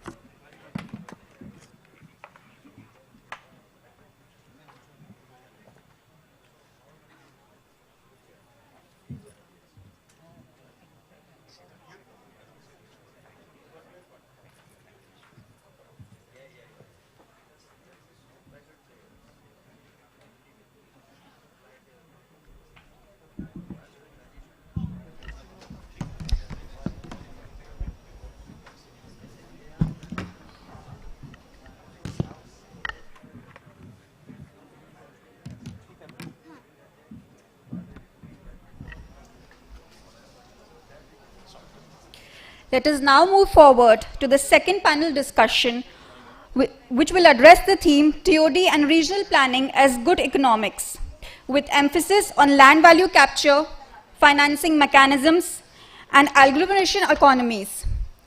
I now invite Shri M. Thanarisan, IS, on the dais as the moderator of the session. Sir has led transformative urban reforms in Ahmedabad and Surat, including India's first city-level climate budget and net zero action plan. He has overseen major infrastructure projects such as the Sabarmati riverfront development. His leadership in Surat introduced smart mobility and civic engagement platforms. He has also spearheaded industrial expansion in GIDC and Gujarat's bid for the Commonwealth and Olympic Games. His work reflects a commitment to the climate-smart and citizen-centric urban development. I now invite all the panelists of the session on the dais. Shri Shantanu Goyal. He has led TOD implementation and infrastructure development in Navi Mumbai. His work supports integrated urban growth and sustainable development. Shri Goyal has extensive experience in land management and TOD implementation in Maharashtra, contributing in integrated urban growth strategies. Ms. Fumiko Clea Kawawaki. She has over 35 years of experience in operations across urban, water, agriculture, and digital sectors. She has led PPP initiatives across Asia. Her leadership supports regional development and infrastructure innovation. Shri Shekhar G. Patel. He is a leading figure in sustainable real estate development and policy reform. His work emphasizes strategic planning and professionalization of the housing sector. He promotes the LVP advantage and champions policy reforms and professionalization in the housing sector. Mr. M. Mahadev. He has over 30 years of experience in urban transport planning.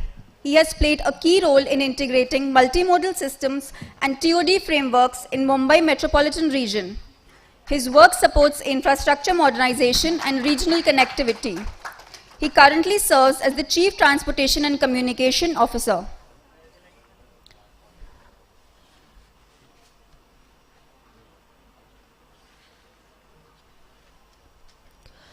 A round of applause for all the panelists on the stage. Kindly note, each speaker will present for 5 to 7 minutes, followed by a 15-minute open house for the questions. Thank you.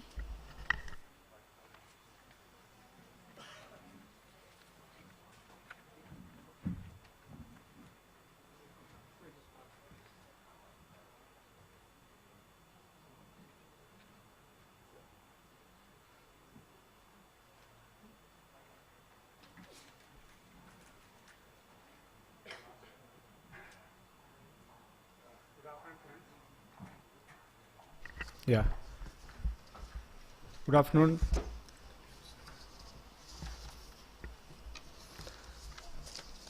We all look at city as an economic growth engine. By 2050, we predict, and there are data from World Bank, somewhere around 80 to 85% of the GDP is going to come from the cities, and we can expect about more than 65 to 70% of the population living in city area. With that background, I remember actually in 2014 I was in a training in Korea, Korean Transport Institute, and I was told actually first time actually they travel by BMW. Then we asked what is BMW. They said bike, from house to the metro station by bike, and then mode is a metro mode, then walk. That was BMW. Probably now, going into the concept, looking into the TOD aspects, now we can rephrase it like, WMW, walk, metro, walk, okay, something like that. So with that anecdote, I'm just, from the first session, we have seen what TOD and what are the concept principles, all those things are very well covered. If you want, from my, side, I could say actually, yeah, TOD is really a sustainable mode, okay, which brings the footprint, energy footprint down, and sustainability in terms of resource saving and infrastructure cost and capital cost. So it's a huge plus for the sustainability, and it's quite a hot topic for the session. Second, does it boost the economic growth? Certainly, because there are data which we could show you how it brings the mixed development, and that helps to encourage both the transportation, the last mile and as well as the first mile connectivity.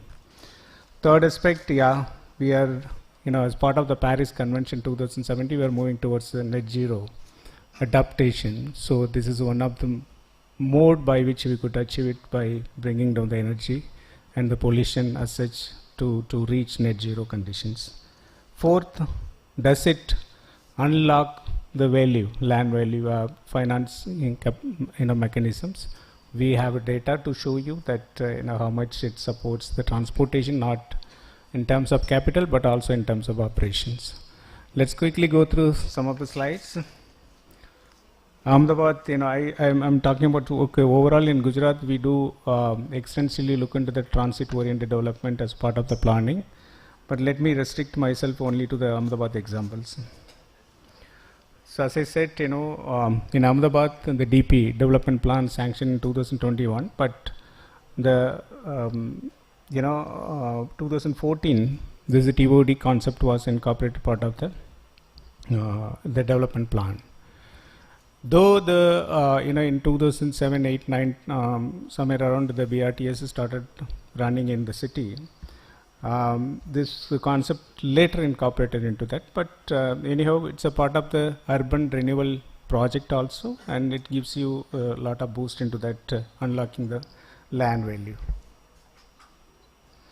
So this is what actually the overall master plan of the Ahmedabad. Next. So this is where actually the transit oriented development zones. If you look into that orange colors, and then the yellow color, and showing we have 120 kilometer length of BRTS and about 47 kilometer in metro. These two major MRTS transportation network in the city. So we give about 4 FSI in 200 meter buffer on both the sides of BRTS routes, about 120 kilometer and 47 kilometer in metro routes. So this is a network. You can say the city is size of about 500 square kilometer and roughly having about 77 to 80 lakh population. And we cover about nearly 12 to 15 lakh ridership in all the modes, including the city bus modes and BRTS modes, and as well as metro mode. So this is what overall, the compact city development part of that. Actually, we introduced a transit-oriented zone. This is what the availability all along this. It's literally about 47 square kilometer of development zone is available for high densification and compact city management. This, out of all those provisions of the GDCR with the control regulation, actually this is the highest FSI other than the CBD, Central Business District. It has the more FSI, and which helps to go vertically and densify the city. So this is what the impact and outcome of the TU is it transit oriented zone and development nodes. You could see starting from 2015-16 till now about 552 cases of approval, and the BRTS corridor, I'm talking about the BRTS corridor, it's about 1370 crore. That's the value unlocked in that particular sector. And in case of metro, the metro came into operation somewhere around 2019-20. 166 cases, literally nearly close to 300 crore. And CBD 28 cases, about 137. Though this gives a close view of how this sector, how this zone creates economic value. This also helps to increase in terms of supporting the operation aspects. Though the capital cost is much higher, actually, to some extent it helps us to help the operational cost. Part of this development, we are not talking about this within the whole city, urban renewal areas alone. We are talking about areas which is suburban, which is boosting the economy of the city also, which needs to be covered actually. Under that actually we proposed recently 5 satellite towns within Gujarat. Like in Ahmedabad we'll have 2 satellite towns with robust infrastructure, because without robust transport infrastructure, satellite town will never become a reality. Similarly, Bardoli for Surat, which come within 30 to 45 minutes travel time. And there is one near Baroda, Savli, and one is near Rajkot.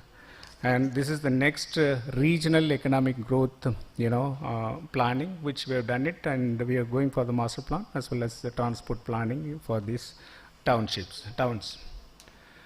And another one, this is some of the facts actually how this growth has come up actually. If you look into that, this is what in seeing is believing actually. This is how this, the high densification has come up in the city.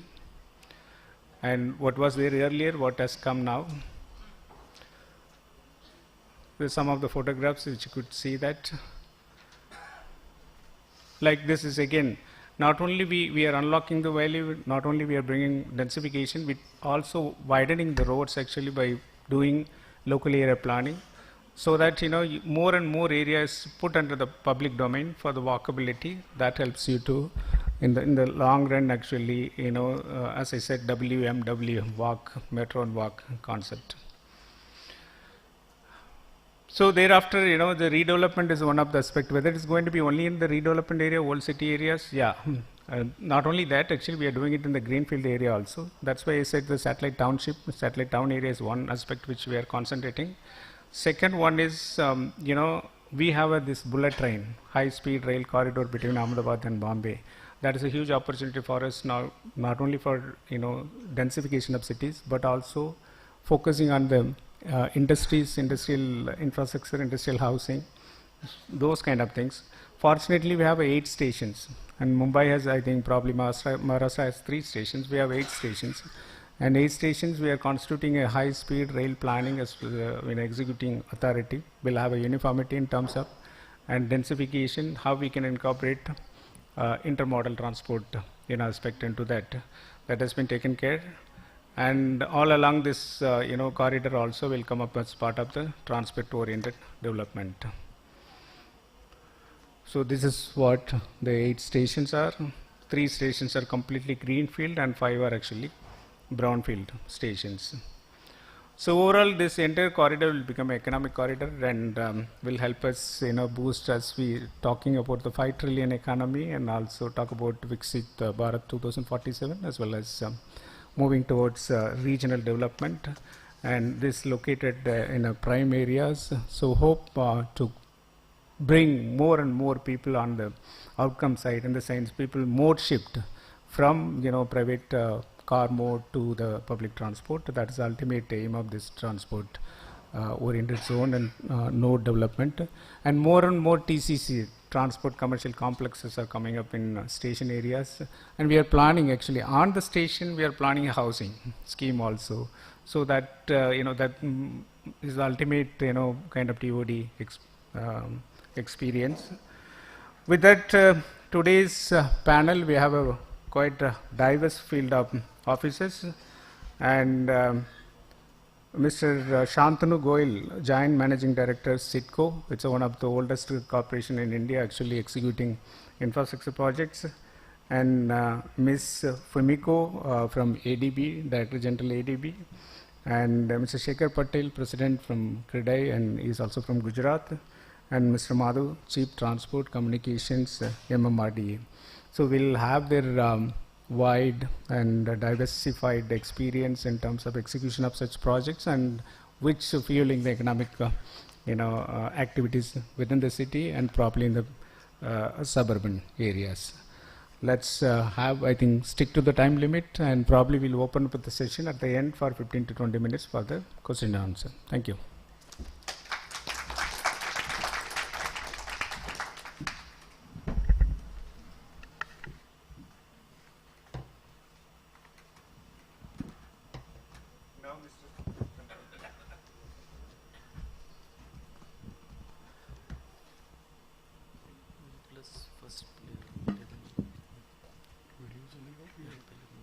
I'll just speak with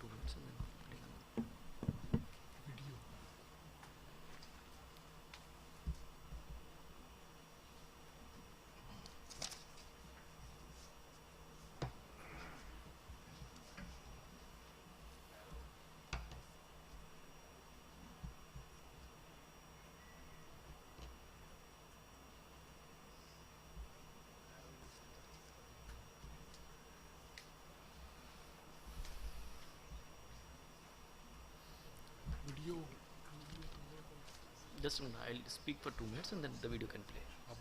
Yeah, I'll just wait. Hello everybody, good afternoon sirs and dear panelists. So I represent an organization called City and Industrial Development Corporation, CIDCO, which was established in 1970 to initiate the development of Navi Mumbai, and it was planned to decongest Mumbai. So the history is that Maharashtra government planned to decongest Mumbai, but Mumbai is such a city that it imbibes everybody and nobody wanted to go out of Mumbai. So it remained congested. So what did we think of? We thought of that, let us build the city around transit. Let us build the city which is pivoted around the transit corridors. And that's how CIDCO, for the first time in India, a government of Maharashtra company, a state government company,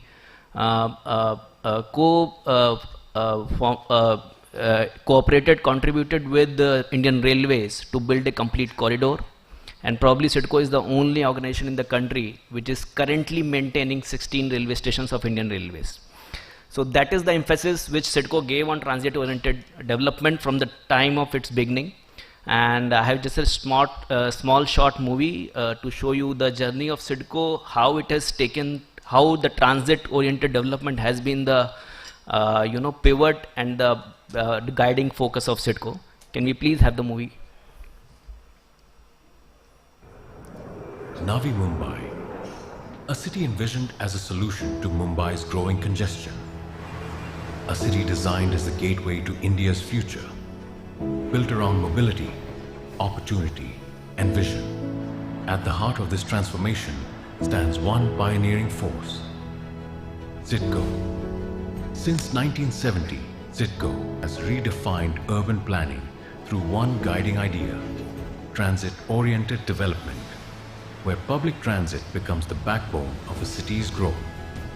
Instead of expanding endlessly outward, Navi Mumbai evolved smartly, planned as a series of self-contained nodes aligned along its rail and highway spine. A compact, connected hub became India's first true expression of transit-oriented development. CIDCO's partnership with Indian Railways turned vision into reality, with the Vashi, Belapur, Panvel corridor forming the lifeline of this new city. One shining example of this philosophy is Seawood's Grand Central, a 20 million square foot urban core, where rail, retail, and recreation converge into a seamless lifestyle destination. Today, CIDCO's focus extends beyond infrastructure toward inclusion. Through Pradhan Mantri Awas Yojana, over 67,000 affordable homes are being built across 20 transit-link sites. Strategically located near metro station, railway station, and bus terminals. And now, the Navi Mumbai Metro extends this legacy, connecting homes, workplaces, and the upcoming Navi Mumbai International Airport, soon to be linked to CSMIA through Metro Line 8, a landmark connection between two international gateways. At the heart of this mega project will rise AeroCity, an integrated hub where air, rail, metro, and road converge into one seamless ecosystem, with business parks, hotels, convention centers, and residential towers all interlinked through transit. Navi Mumbai will set a new benchmark. From vision to reality, CIDCO's transit-oriented development has created not just a city, but a new way of life. A city that moves seamlessly, breathes sustainably, and connects people to possibility. A living model for India's urban future. Can we have the PPT please? So CIDCO started with TOD as a necessity to decongest Mumbai, and now it has become a guiding force to develop more and more and bring a sustainable development model for the citizens. So we started with the station development on the suburban railway network.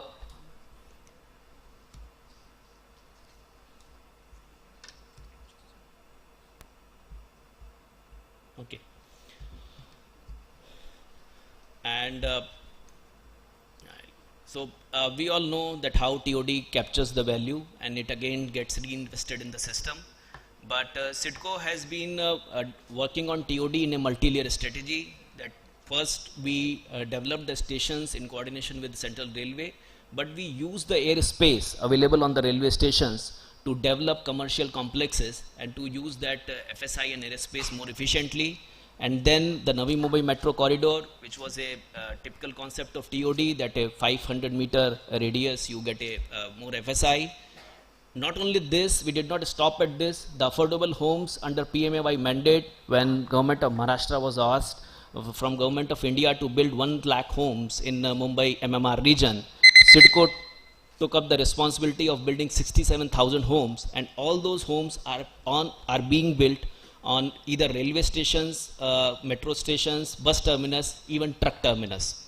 And the last but not the least, these corridors also have amenities for livability and talent attraction, ALTA, which is the new thing in the Niti Aayog's growth hub model. And the assets like golf course, Central Park, Center of Excellence for Football, all are being built on those transport corridors so that people can also recreate and, in very easily by using the transport.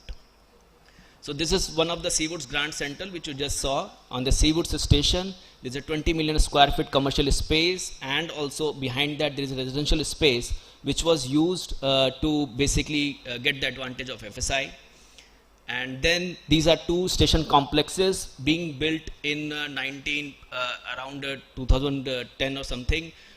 Vashi Railway Station Complex and Velapur Railway Station Complex, which have around 1 million square feet of commercial space in each. And we use the airspace which we get due to the NFSI, which we get due to the forecourt area. This is the metro corridor, and along this we have been able to utilize the FSI being given by TOD in residential, commercial and other kind of things. But this is one shining example how station forecourt areas of suburban railway stations were used to build affordable homes in a very good location and with all the facilities. So this is the Bamandongri railway station which you see in front, and behind that forecourt area has been used to build 5,000 flats for EWS and LIG on the sea view. So these are the locations which CIDCO chose to give affordable homes to the people of Navi Mumbai on railway suburban railway corridor. So as you see in this thing, that all these 1, 2, 3, 4, 5, 6, 7, 8, all of these, and 9, 10, 11, these 11 locations of CIDCO mass housing are on the suburban railway station corridors, and rest of them are either on nearby metro or bus terminus or truck terminus. So this was a real, we used the FSI provided by PMAY only. We did not use the TOD FSI because suburban rail does not come into that. But still the real outcome of TOD is being achieved through this model. And this is what I was talking about ALTA, that the golf course, Center of Excellence for the football, for general public, and the proposed art district is also being planned on the metro corridor, so that people who want to recreate, who want to, leisure, they also have a very good connectivity model for them. And also this Unity Mall, which is the Government of India project. So CIDCO chose a location which will be beneficial for the customers, not only customers but also the providers who can access this Unity Mall from the Atal Setu within 20-25 minutes from Mumbai, and the customers who can access the Unity Mall through the Bamandongri railway station. So the TOD has been the bloodstream, the main focus of CIDCO from the beginning, and through the using the airspace provided on the railway stations or metro corridor TOD, CIDCO has been able to utilize that FSI, and the government of Maharashtra, like all the other states, gives FSI advantage through TOD up to 4. Not only this, another policy of government of Maharashtra, which is Vital Urban Transport Project. So the value capture is through not only this FSI additional premium, but also Vital Urban Transport Project. So some of the projects are assigned this Vital Urban Transport Project nomenclature, and which are very vital for transport. And in the influence zone of this VUTP projects, government of Maharashtra or the local body charges 100% additional development charges to fund more of these projects. So these are the two models of government of Maharashtra which are helping us utilize the TOD in the best manner. So I'll stop here and thank you for giving me this opportunity to share my thoughts with you. Thank you very much. Thank you. Thank you, Shantanu, for quite a detailed presentation on TOD and being one of the oldest corporation in India and creating such a massive infrastructure both in Navi Mumbai and in airport areas. So long way to go actually. So played a crucial role. Now I request Ms. Fumika, DG ADP, to share her experience on transit projects executed in the world.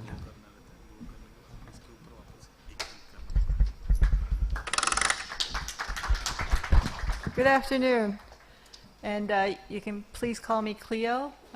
Usually they don't put my Japanese name there because I've gotten so many weird names like Flamingo, and it just gets to be a mess. So please call me Cleo. It's my pleasure to be here today, and wow, what an impressive crowd.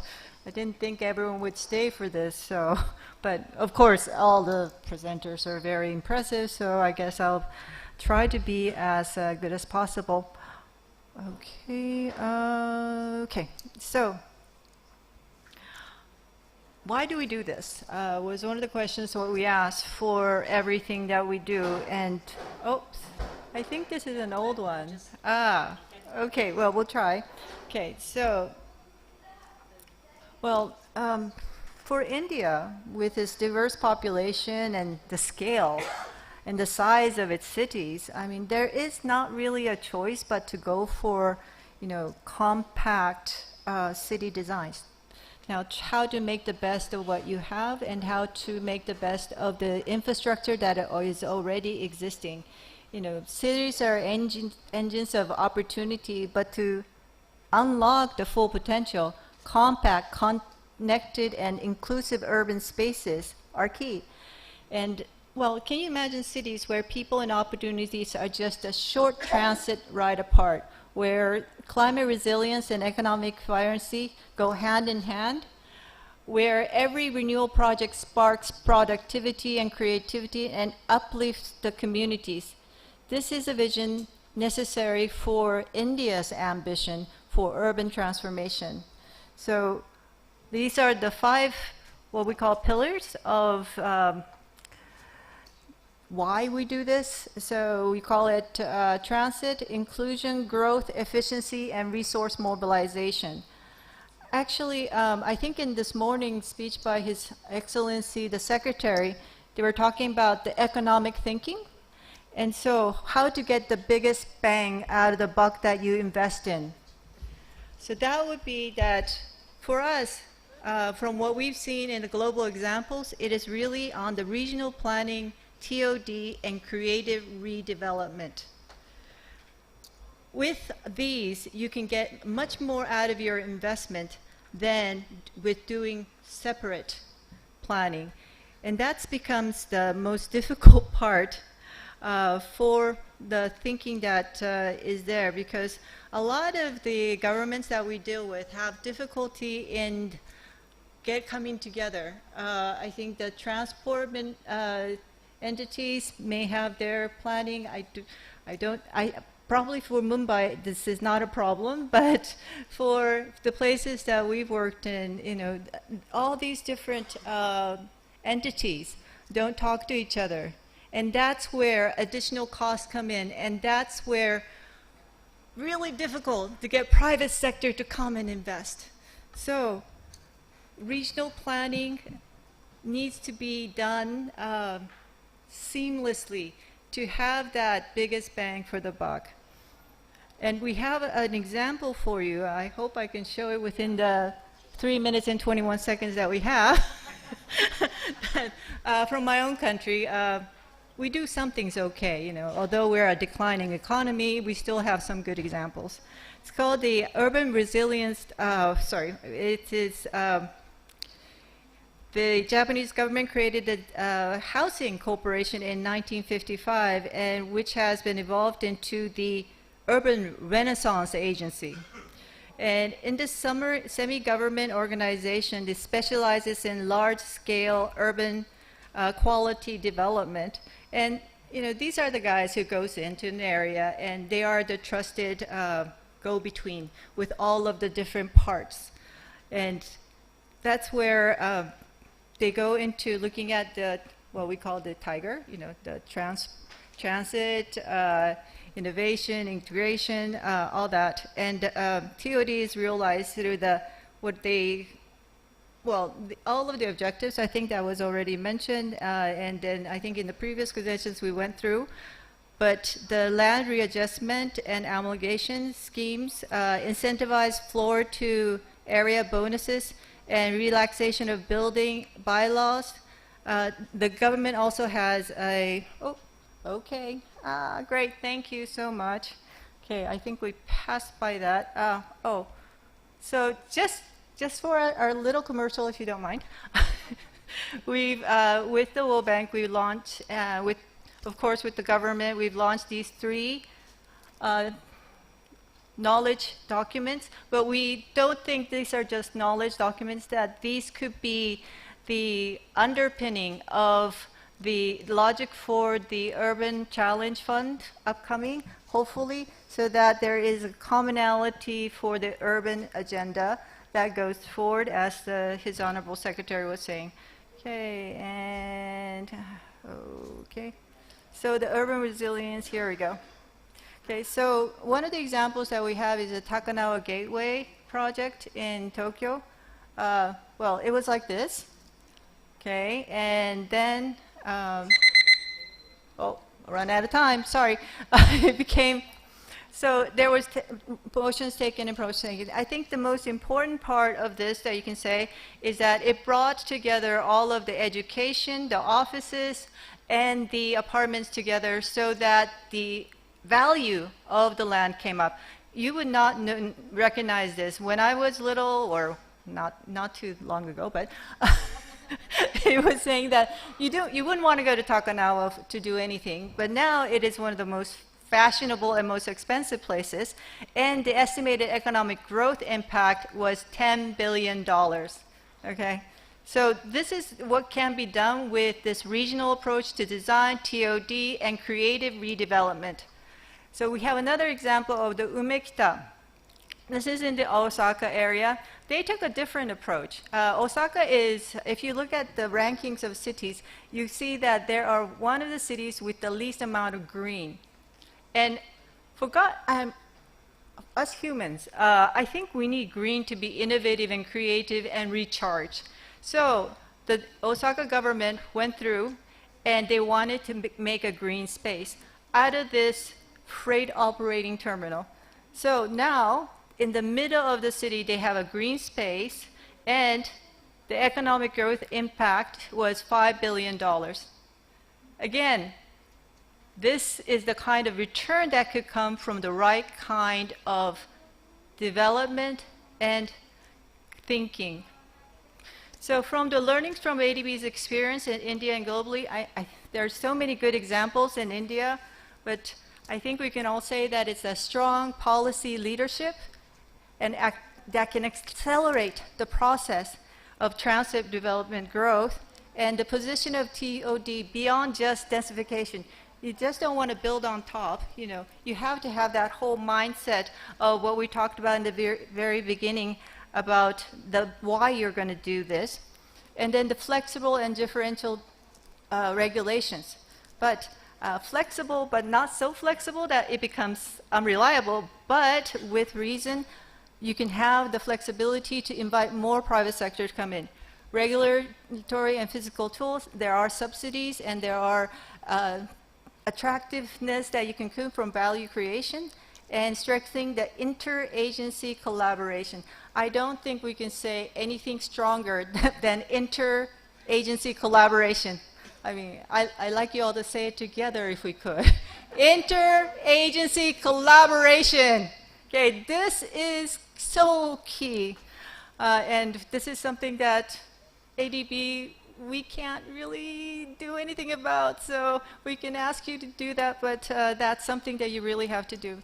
On the way forward for ADB's commitment, our President Kanda said that we're going to do $10 billion over the next 5 years in urban transformation, which includes metro extensions, RTs, urban infrastructure and services. Right now, we have $2 million on the line for designing bankable projects and strengthening the capacity of state and urban local entities.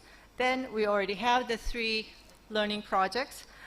So what we would like to be a part of the team for 2047, the one urban team that was talked about in the inaugural session. And we'd like to drive urban transformation through transit, inclusion, growth, efficiency with revenue generation for thriving people, thriving economy. Thank you.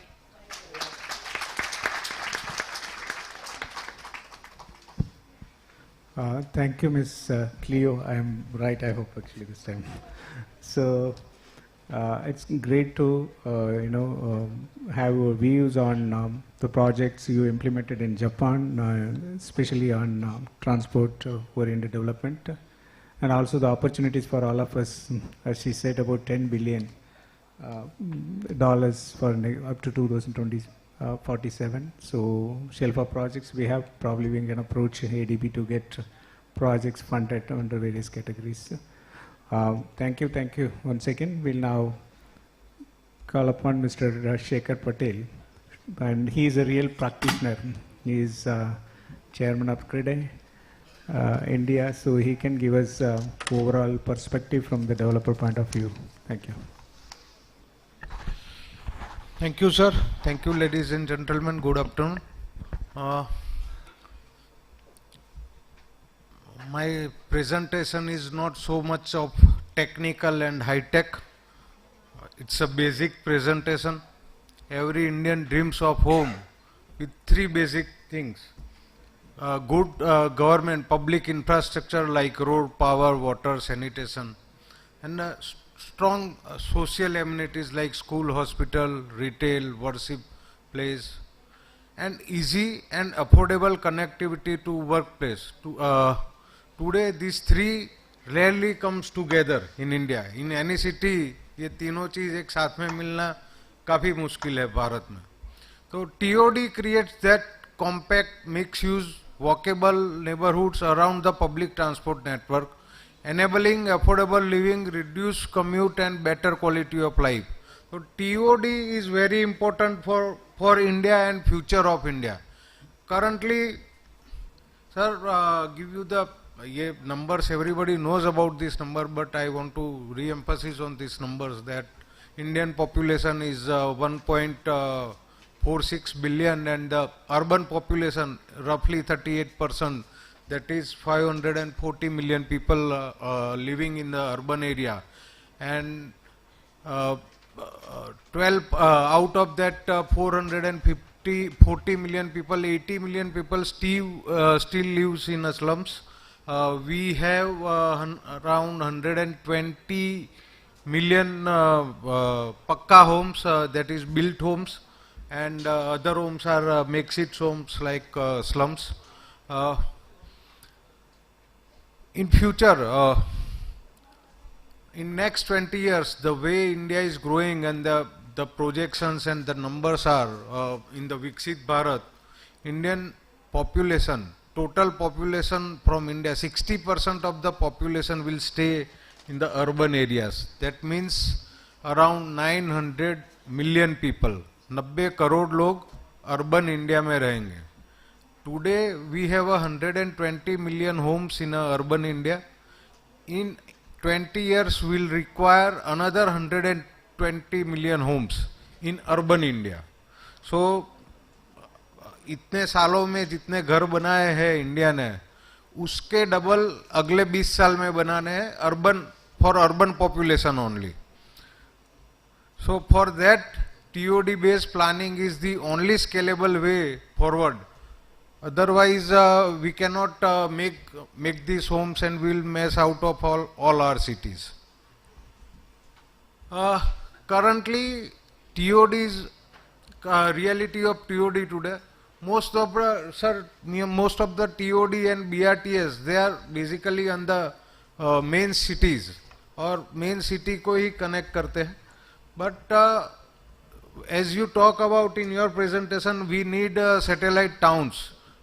So satellite towns का connectivity to the transit oriented zone is very much important. Or every city, India में there are 32 capital cities and people want to live around that city. So we can create a 5 or 10 satellite towns around that cities, and all the satellite towns should be connected by the metro train or the BRTS. The highways, the connectivity of highways, that is not the solution. Highway it's not the public transport. It's a the needed shift from the core city to regional. That's I have covered. This is also I have covered. One more thing, current TODs and current BRTS, they are in the center of the city or most of the developed part of the city. The land prices are very high in that area, and because of land prices are already high, and government is, as the sir said in his presentation, that 35% to 50% premium on a market rate. The FSI charges is also going to be high because that land price in that area is high. So in this TOD, if you give higher FSI, but it will cost, you cannot make a affordable home in TOD zone because of the FSI cost and the land cost. So for that, government has to think differently for affordable housing.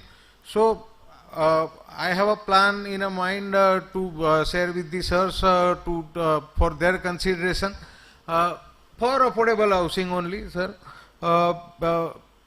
Size जो घर का size है, जो sir ने जैसे बताया 60 metres, below 60 metres they are charging 30% of a premium, but a square metre base amount, यहाँ पर थोड़ी गलती, एक जीरो कम लगा है, 2000 की जगह पे, सॉरी.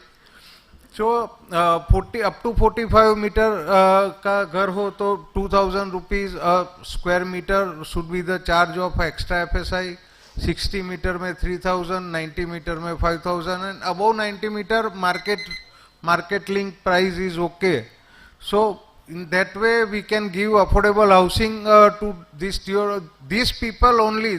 यही segment है जिसको TOD की requirement है, और वहाँ पर we are supplying premium homes. So we are not doing good for the people and for the society. Sustainable housing में already काफी सारे state has introduced the 10% rebate on premiums, so that's already taken care.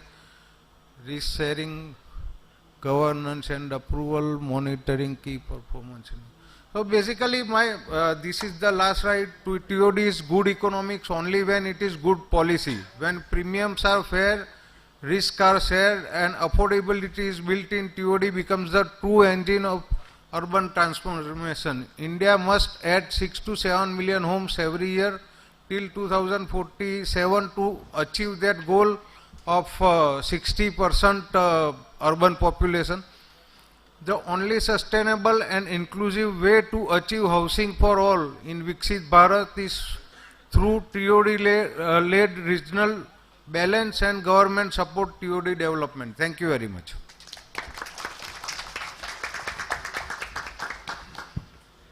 As I said, he's a real practitioner. He's brought some of the main issues before us. Affordability of the FAR in these regions, and it's one of the good points which we all the policy makers, decision makers should consider it.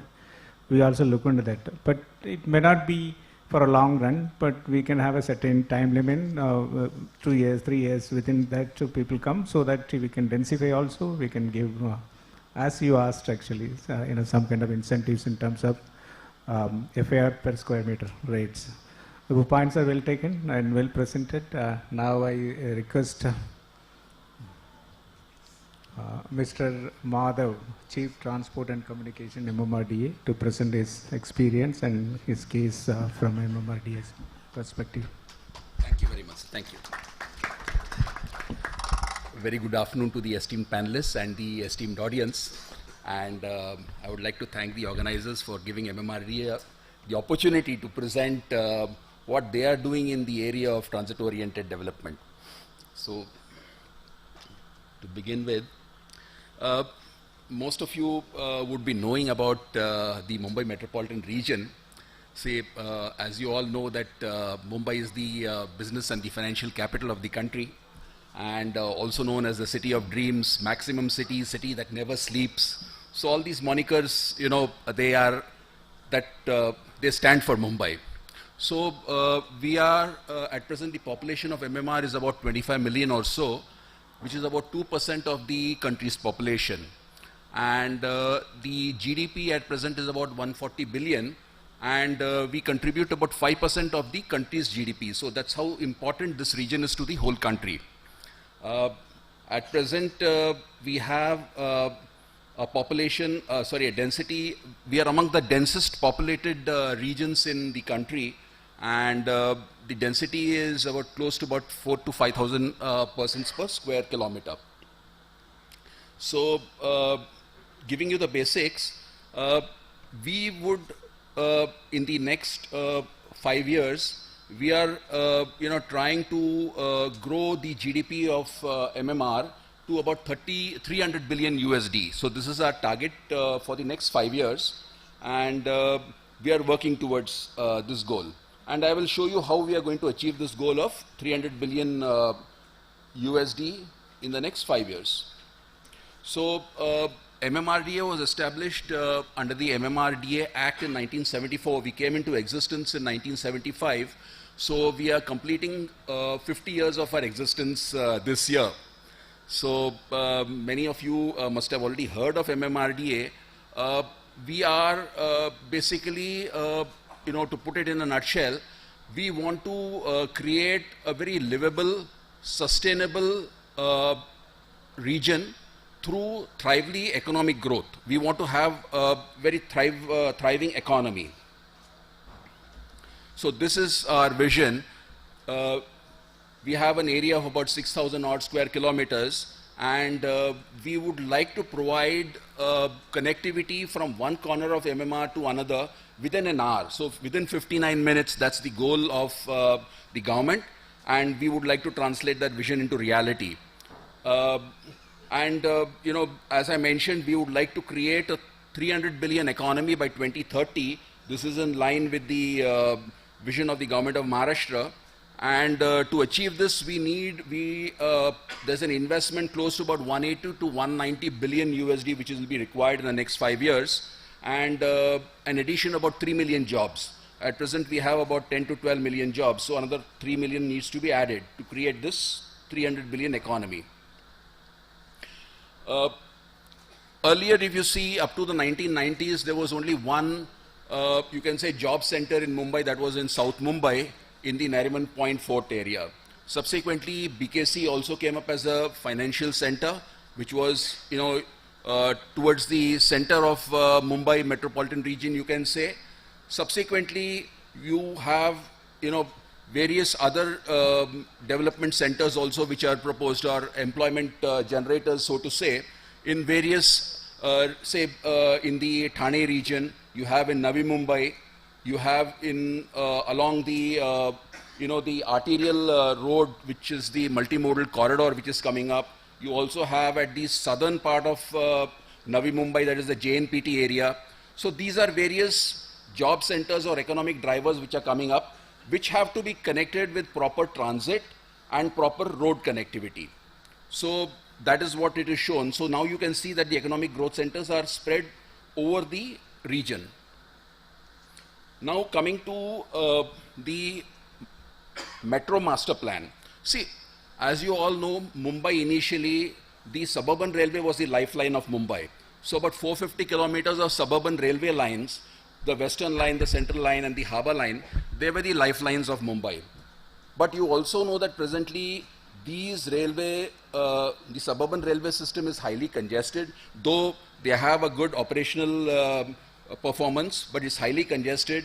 And unfortunately, we are also seeing number of deaths which are occurring due to the suburban railway operations, either people falling off the train or, meeting with accidents while crossing, because probably there is no, there are not well-defined railway crossings and all those so and so forth. So it was decided by the government that they will go in for a metro transit, which will actually not only, this suburban lines, if you see, they run north-south, which is in along with the topography or the geography of Mumbai. So the metro lines were proposed in such a way that not only they run along other densely populated corridors, which are more or less, you can say, parallel to the metro lines, but along the road corridors. So they follow the road corridors, and also they also provide east-west connectivity. So a total network of about 338 kilometers is presently part of the master plan. 80 kilometers or so is already operational, and that includes even metro line in Navi Mumbai. It also includes, in fact, Mumbai has got the first PPP, first metro line which is executed on PPP, which is the east-west line connecting Warsaw with Ghatkopar. So we expect that in the next 5 years, we'll be able to implement this 338 kilometers. A lot of the work is already underway, and we propose that, or we are anticipating that at least 50 kilometers of metro line will be commissioned each year. So that is the main plan. So what will happen after commissioning of these metro lines is that all the residences will be within a kilometer of the metro station. So that is something which is aspired by creating this network of metro lines. And by 2030, about 13 million passengers are expected to use these metro lines. Now at present, the ridership of all the metro lines put together is about 1 million. So it will go to about 13 million. So this is expected to take a huge load off the roads. At present, the roads are very congested. The speeds are very minimal. And because of this, a lot of other issues are coming up. So this metro network is expected to reduce the congestion on the roads and make travel very convenient in Mumbai. Now if you see the dots on the TOD master plan, each of these stations are actually can be developed as a TOD. You can have TOD development in the vicinity of the metro stations. A 500 meter radius can be proposed or is proposed, and in fact there is a policy for, there is an underground line which is in operation, which is running from RA JVLR, which is in the suburbs, to Kulaba, a 33-kilometer line, and they have got a TOD policy which has been mandated by the government. So you have to provide connectivity from your development to the TOD station, to the metro station, and in lieu of that, you are offered some higher FSI benefits. So that TOD policy is already in place for the underground metro line, but the implementation of the same, or the benefits of the same, are are in the pipeline. So they are not actually implemented so far, or they have not fruitified so far. Yeah, so these are the 17 metro lines which are going to come up in, which have partly come up and which are actually proposed as part of the master plan in MMR. And they are being implemented not only by MMRDA, or majority are being implemented by MMRDA, but also by SIDCO. There is another organization called MMRC who is also implementing metro lines in the Mumbai metropolitan region.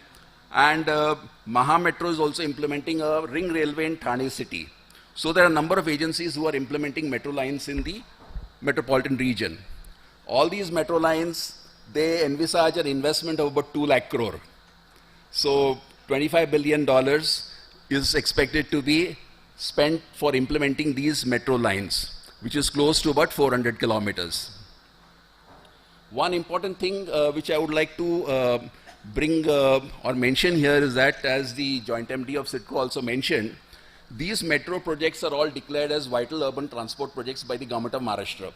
So what happens is that there is an urban transport fund which is created at the government level, and 1% additional stamp duty in the influence area of the metro line, 100% development charge, whatever money is going to come from the TOD, excess FSI, the commercial exploitation in the depot area, parking, all this is going to flow to the UTF.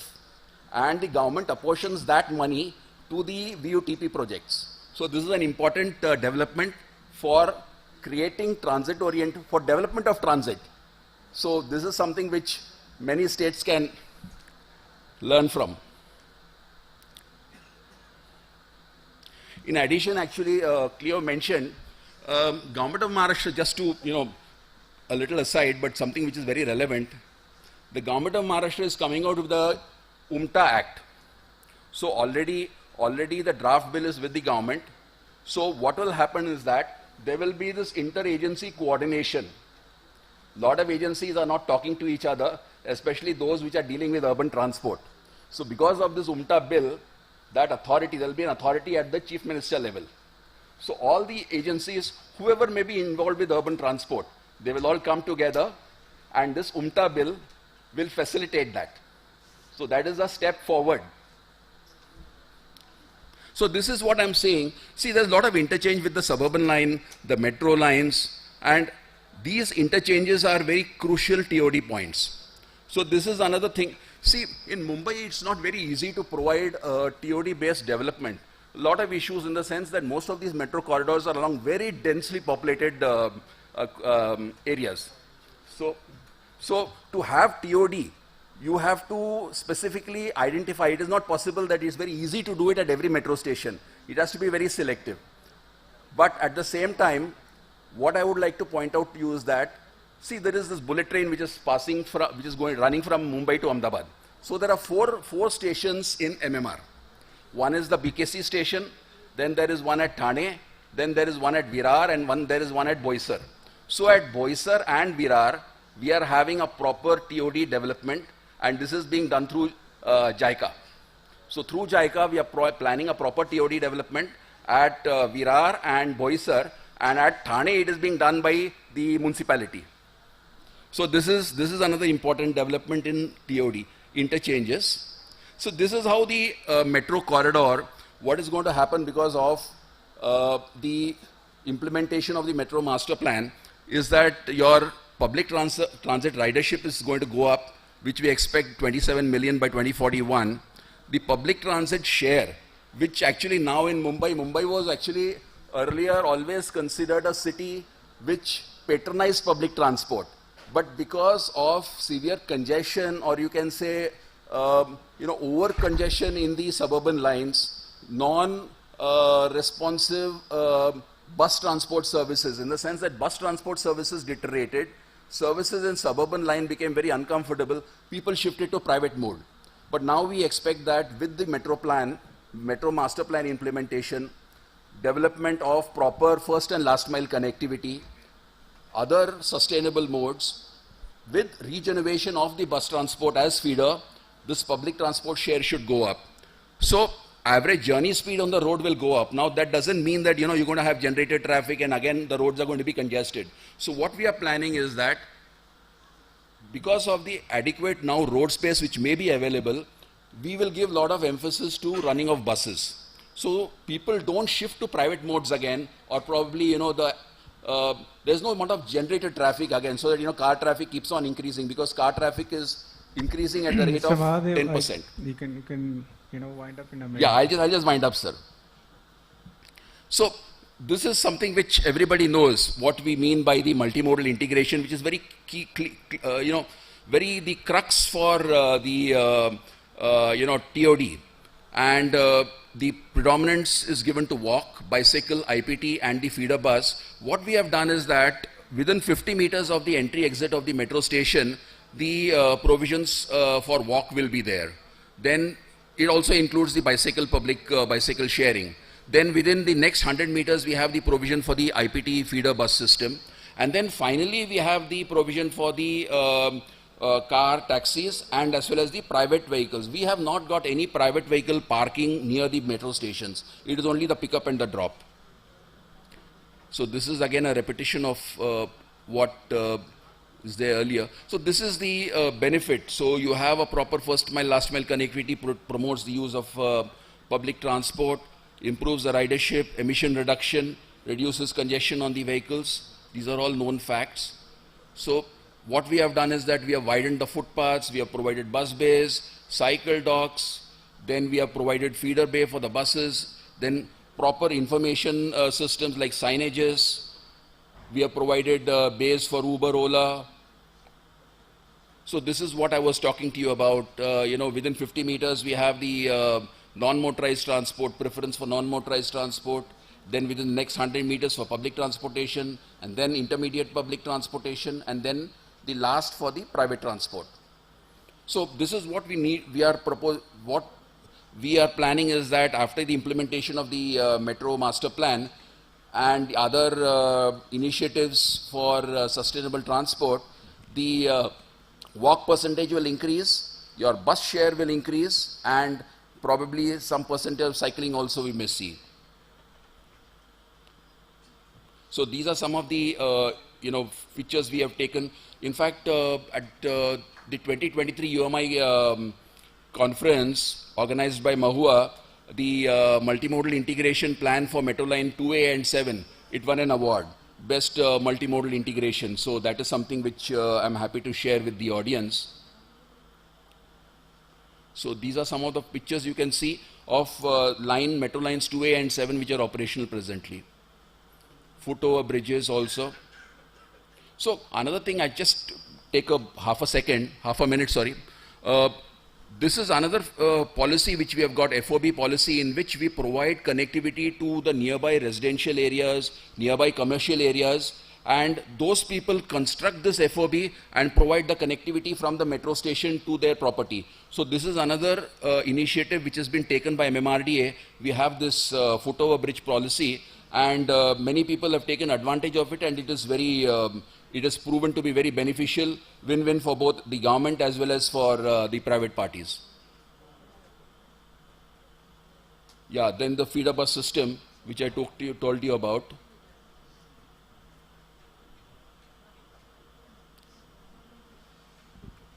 Yeah, and this is another system which we are now coming up in the BKC, the ARTS system, that is Automated Rapid Transit System. So basically what we found was that, it was very difficult for people to be served only by the IPT modes. So this is another system which we are planning, which will not only link the suburban metro stations, but also the suburban railway stations, but also the metro stations with the entire BKC. So this is planned to be operationalized within the next 2 to 3 years. Yeah. We also have this Mumbai One app. I think it was already spoken to you about. So this integrates all the public transport modes. It could be bus transportation, metro, monorail, and as well as the suburban railway system. So we have this Mumbai One app which has gone live recently, and it was dedicated to the users by the Honorable Prime Minister last month. So these are some of the known benefits of TOD. The improvement in the first mile, last mile connectivity is key to improving metro ridership. Then reduce private vehicle usage, less traffic congestion. Integrating metro stations to commercial mixed use development through FOBs, vestibule, etc. Boost land value. Multimodal integration promotes walk, non-motorized transport. So health benefits are there. Savings in travel costs. So this is basically, what we are aiming in the next 5 years to create a $300 billion economy. This has been already covered, actually. You can just... Yeah. So thank you so much. So thank you for patiently listening. Thank you so much. Thank you. Yeah, thank you, Mr. Mahadev, actually, for your valid input on an ambitious expansion project of MMRDA, and also the points which you brought in, like AMTA and the seamless traveling in terms of in this app we will talk about the card. So very well taken. I'm also strongly believe that along with the TOD you should have AMTA. Both together only holistically work. Otherwise TOD alone will not work for the better transportation. We should holistically look into these aspects together. Now I think we'll open up the session for 3 to 4 questions quickly. Then, yeah, gentleman behind.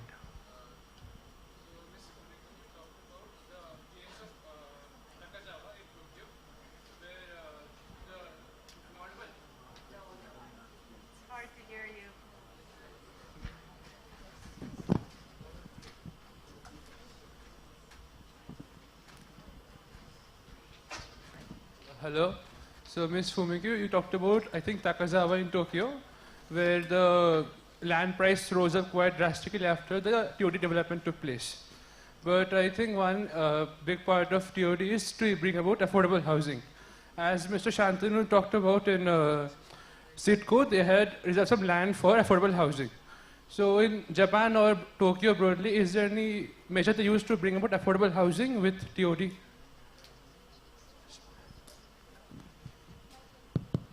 Yes, the land prices were not quickly rising. What I said was the economic growth of that region was $10 billion.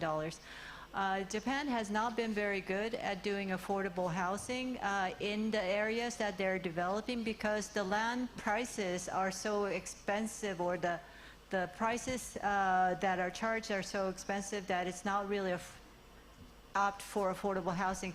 I think for India and other countries, I think they can do a much better deal, and that's already being done with the consideration of affordable housing along with the development before the areas are developed. So redevelopment, I think it's hard to get that affordable housing if it is already a high area for the prices. I see, thank you.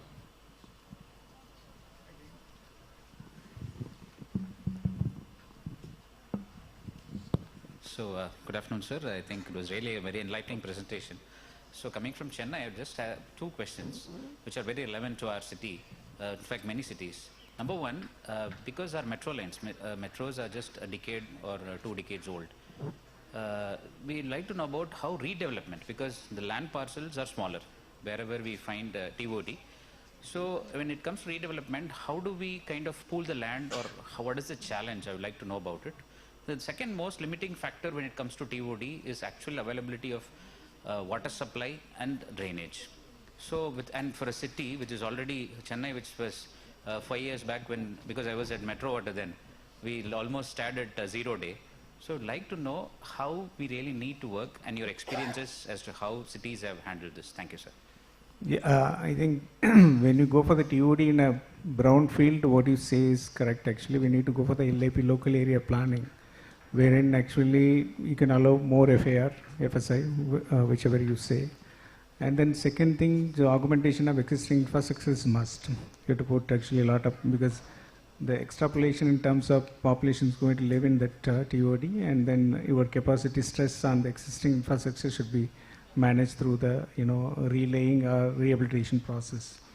And when you go for that, actually, I think we need to, that's why I said, when you go for, we can't give a, 2 decades, 3 decades timeline actually. When you go for that, actually go for some timeline, whether, a mission mode approach, or 5 years, 10 years, something like that. Give as much incentives to bring that, development happening in that place. Otherwise, what happens, it develops, the development happens, but, and also as the practitioner said, actually for the affordable mix is, there is a various incentive policy so that you can, bring it.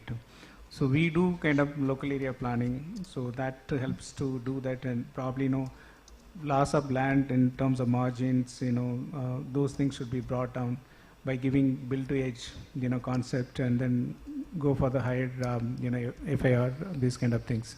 Second, and this is a problem everywhere actually, that in old infrastructure we need to, do that. There are a lot of projects, in old city areas you go with the micro tunneling, probably because opening up the entire infrastructure may be very huge, capital cost oriented, and then in that case actually go for some kind of micro tunneling.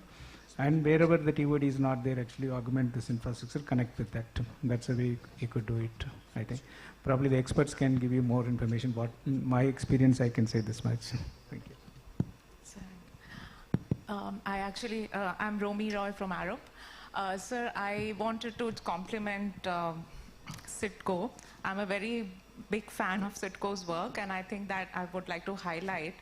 Sir, in your presentation, you showed projects like seawards and all, but it's one of the best TOD city examples in India, I think, is Ulve, which is a new city which has been done near the sea link, at the end of the sea link, close to the airport.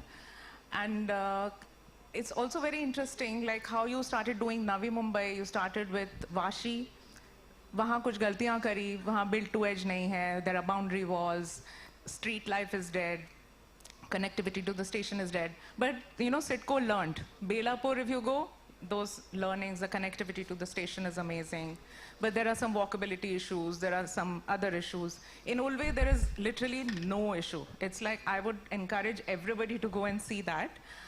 It has amazing street network connectivity, amazingly wide footpaths, affordable housing next to the station, built-to-edge buildings, mixed use on every plot, ground floor retail, which is small footprint, retail below housing. There is a mix of plot sizes, so it's been very strategically planned that the big plots are closer to the seafront and lakefronts and waterfronts. Smaller plots where you want affordability, it is in the nearer to the core. So I want to, sir, I spoke very long, but I really feel that you should show Ulve in your presentations. It's a comment, yeah, sorry, So it's not a question. just one thing, Ulve was not conceptualized as a TOD or regional planning. It was a node for rehabilitation of the people who were living in the airport area. So it is a, kind of recent planning. 5-6 years ago. So all the mistakes which Sitco did in last 20-30 years, all those were learned and then we implemented. Sir, my question is that only footpath making we are considering for walkability, or is there something shed arrangement for walkability? Like in India, atmosphere for walkability is very late because humidity is there. Some sort of noise is always there, and we can't expect a person who has to attend some meeting and something and then getting down from metro and then walking on that humid environment. So do we are thinking in a terms of providing some sort of shared arrangement, something like which we can travel for walkability factor on that last mile?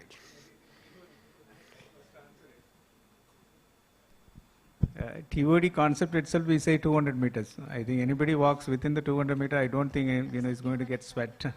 And even if this happens, actually probably only 2-3 months. That will happen probably in summer.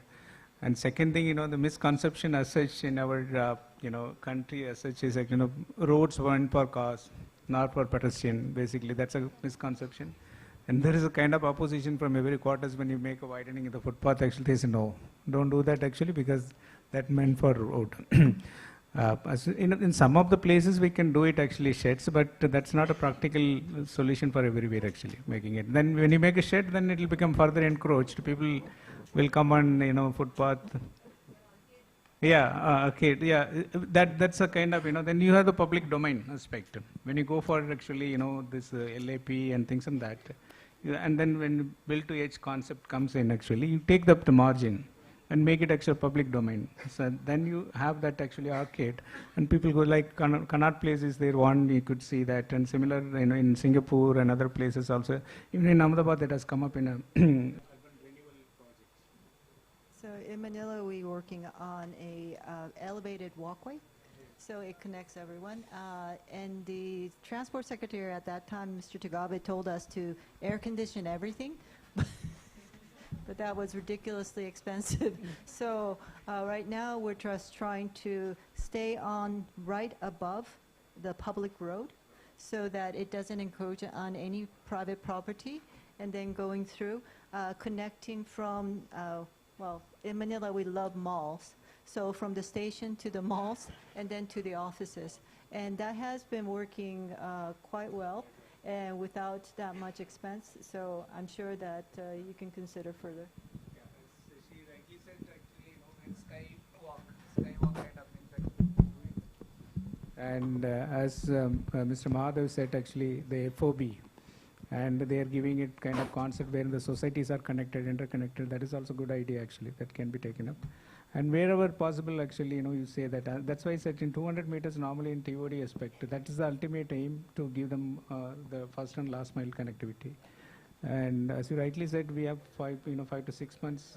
Either we have a, summer, probably humid conditions, and that's why the NMT is not very successful in India in such cases. So. I think we close this session. I thank my panelists, Mr. Shantanu and Mr. Shekhar Patel, Ms. Cleo and Mr. Mahadev for the wonderful sessions, and also for the audience for giving a patience hearing. And also my congratulations at the outset to the Urban Development Department for bringing such a topic, and it's a very huge topic we can go on talk about and probably bring some outcome also. And today also some outcome came actually probably. With that we'll close this session. Thank you. Thank you very much. Thank you all the panelists for this enriching session. May I now request Gurjeet sir and Rohina ma'am to please come forward and kindly present the mementos to our esteemed panelists as a token of appreciation. May I now request Gurjeet sir to please present the memento to Shri Thanarasan.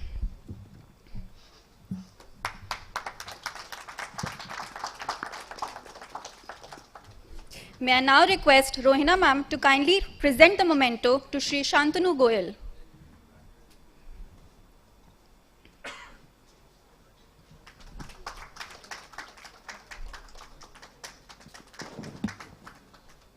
May I now request Gurjeet sir to kindly present the memento to Ms. Cleo.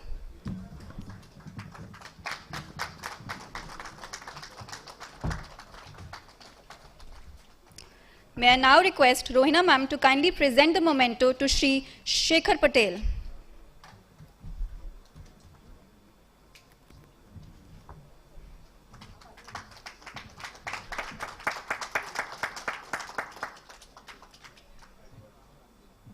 May I now request sir to kindly present the memento to Shri M. Mahadev.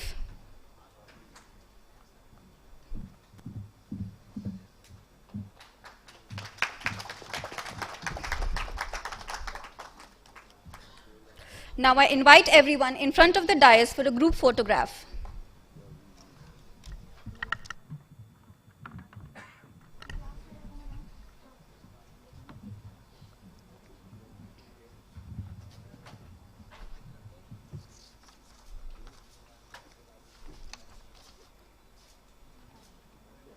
A huge round of applause for everyone.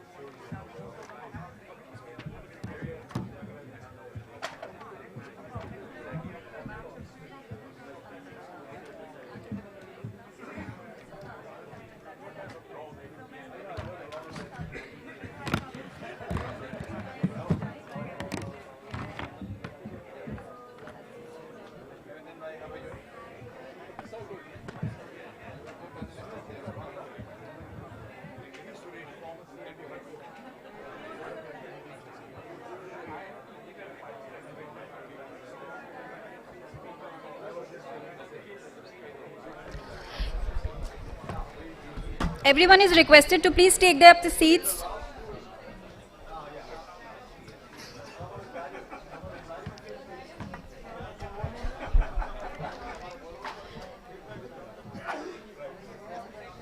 Everyone is requested to please settle down.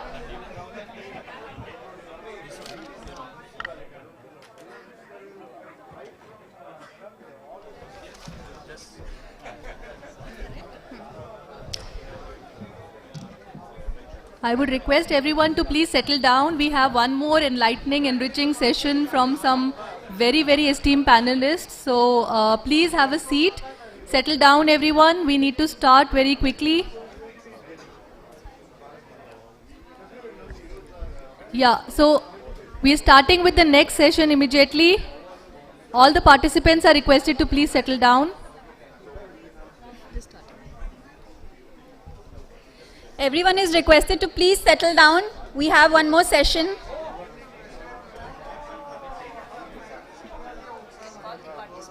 Yes.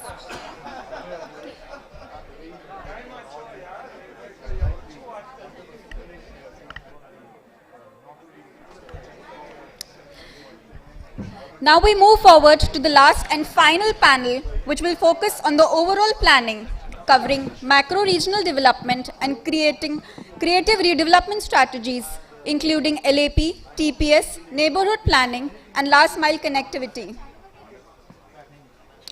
I invite Ms. Usha Padi on the stage as the moderator of the session. Ma'am has held key national roles, including...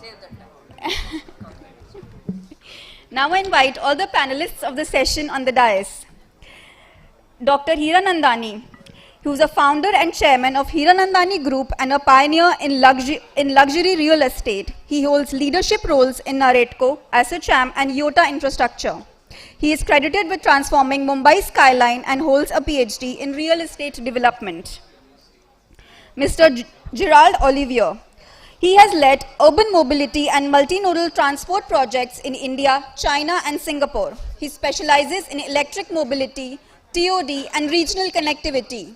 His work supports inclusive and sustainable transport systems aligned with economic integration goals.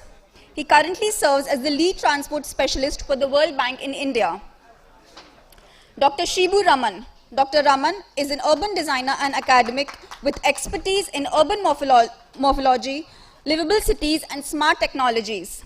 He has advised smart city projects in India and contributed to gender-sensitive planning in Kerala. He integrates AR and VR and stimulation tools in urban design education. He is the founder of the City Form Research Network.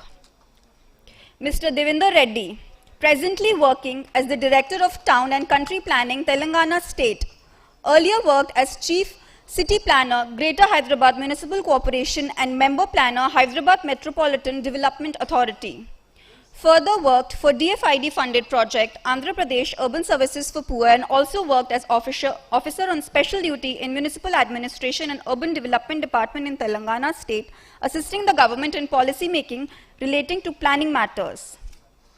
Please note, each speaker will present for 5 to 7 minutes, followed by a 15-minute open house for questions.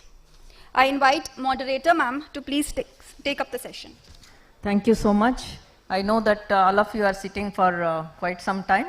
I don't mind if you just stand up and stretch yourself, because some people have left. Good luck for them, because continuously sitting is not good also. It's worse than smoking, they say. So if you want to stretch your back, you can also do when I set up and go for the presentation. I have avoided the introduction of mine from the anchor because I wanted to save some time. I have a decent digital footprint. If you want to check my credential, you can very well do so. Why I am moderator? Maybe because of little bit of credential. I have been there. I was just introducing myself, not only as an administrator, by qualification I am a civil engineer. So that makes me quite interested in the urban space. In state, always we say that we are the practitioners, also we are policy makers. So we have a little bit of edge over who are sitting in Mahua, yes. And thanks to Mahua again for bringing all of us together here. And also, Rohina, you and your team, all the compliments. But you also have to thank us, because without me it would have been a manel, not a panel. So you also have to thank me for that. Very quickly, I'll set the context. I was told Mr. Hiranandani has a engagement he has to leave. Respecting his time, I will be asking them, requesting him to do first. But before that, sir, I'll take 5 minutes. And I'll request to the organizer not to put a buzzer. You just put the timing there. We will manage with that, because buzzer makes them suddenly disturbed, I believe. So please don't make the buzzer, just put the timing there.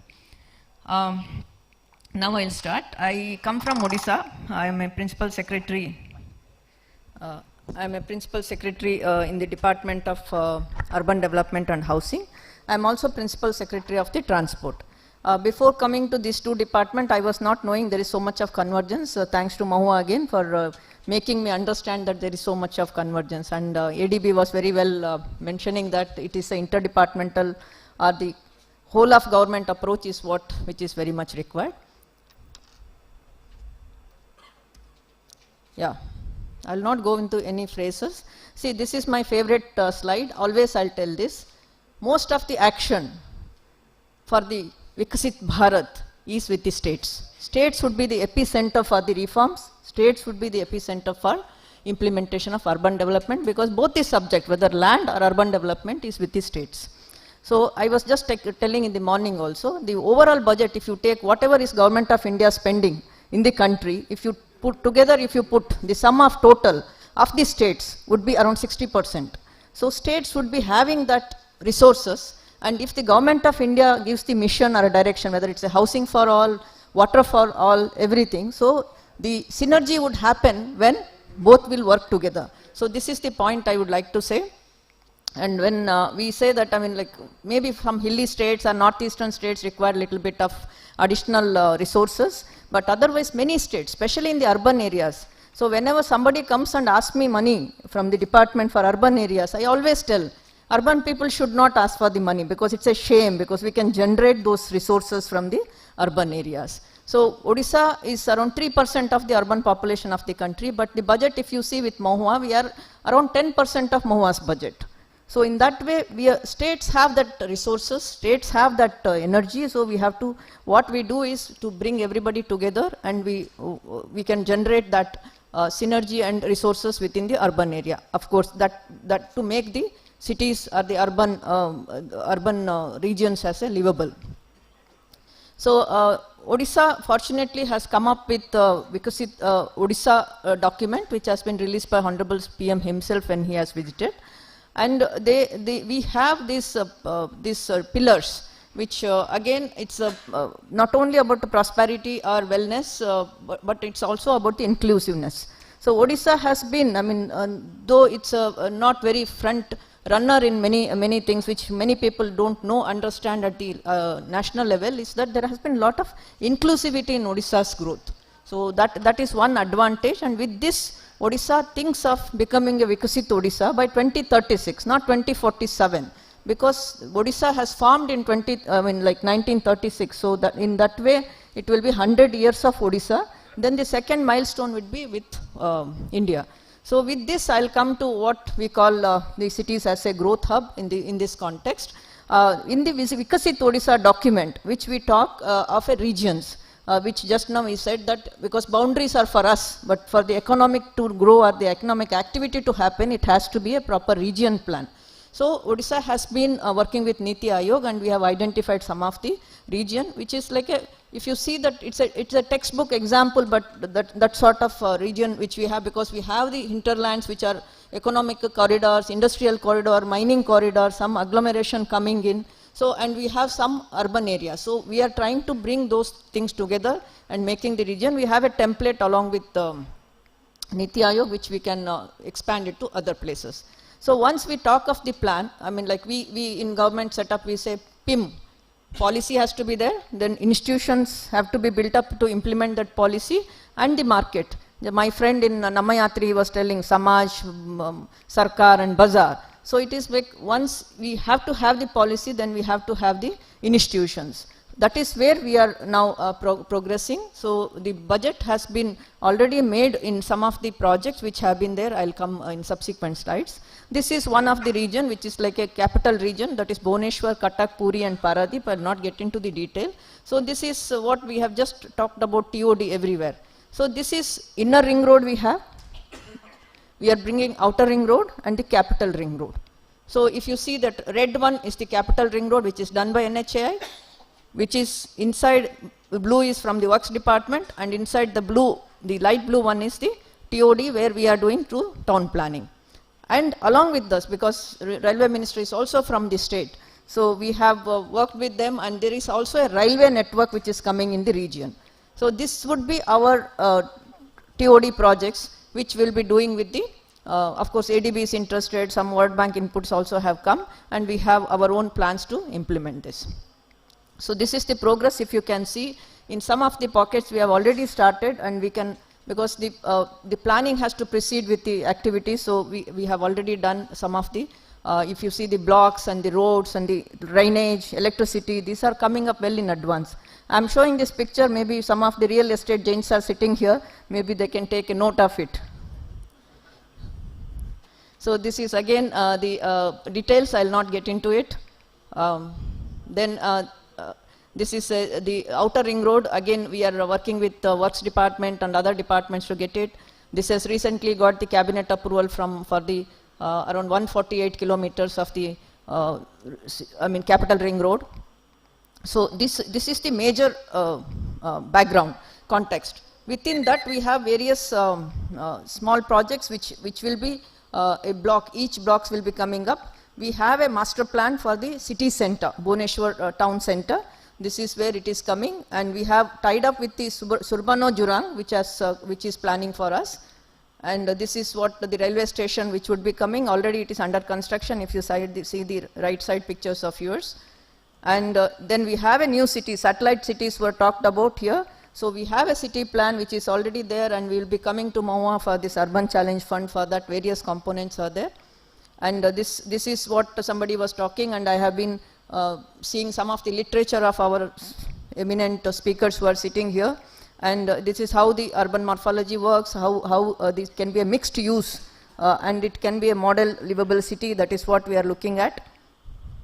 So I will not again go into the detail. Then urban mobility, some of my officers are here. Rohina, mine Odisha contingents must be the biggest here. Around 15 officers from various leadership are here, including the urban people. So we are receiving the prize also tomorrow in the UMI. We have been receiving prize for continuously for few years. Then they said that you will not be in the race this time. So they are giving us a special mention of this. This I am mentioning because we couldn't take up the metro because of the population, because Bhubaneswar is, you can see, it is not even tier 2, it is tier 3, which is not even 30 lakhs population as per the 2011. So with bringing everything under the national metro policy, we are trying to do it in a holistic manner. Pending that, we want to do the bus services one of the best class. I mean, it should be at par with any other state, I mean any other country, maybe our benchmarking. So we have been putting lot of public infrastructure and also the public money, the investment, because we are not asking for return on this investment. What we are asking in return is the value for money and the public services and convenience. And along with this, these are some networks, you can see this. And with this we are also included the last mile connectivity, where we have the e-rickshaws which have been provided through women drivers also, and training to women drivers we have done this. And this is Odisha Yatri, which is morning they were talking of Namma Yatri. Dr. Rao was talking about mobility as a service, mass. This app is going to be our mass app, one single platform already linked to our the public service, public sector undertaking of the transport, that is OSRTC, then the CRUT, this capital region urban transport, everything is under one. And if you want to travel from one to one place, I think end to end we will be able to provide the solution. So I will not get into this. So what I have done is, we have done as a team is, we have already resources tied up, planning tied up, policy tied up. So now we want to roll it out with the help of everyone. So I'll stop here.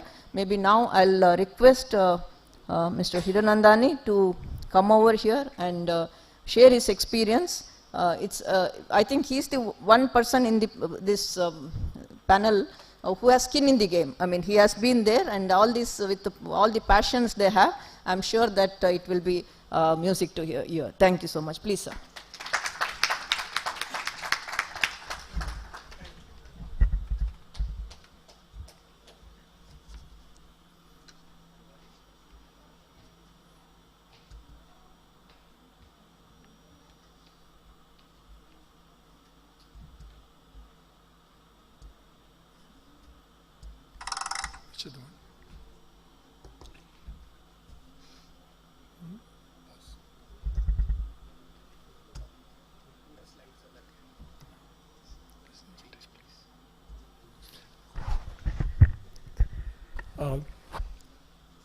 eminent panelists and our wonderful moderator.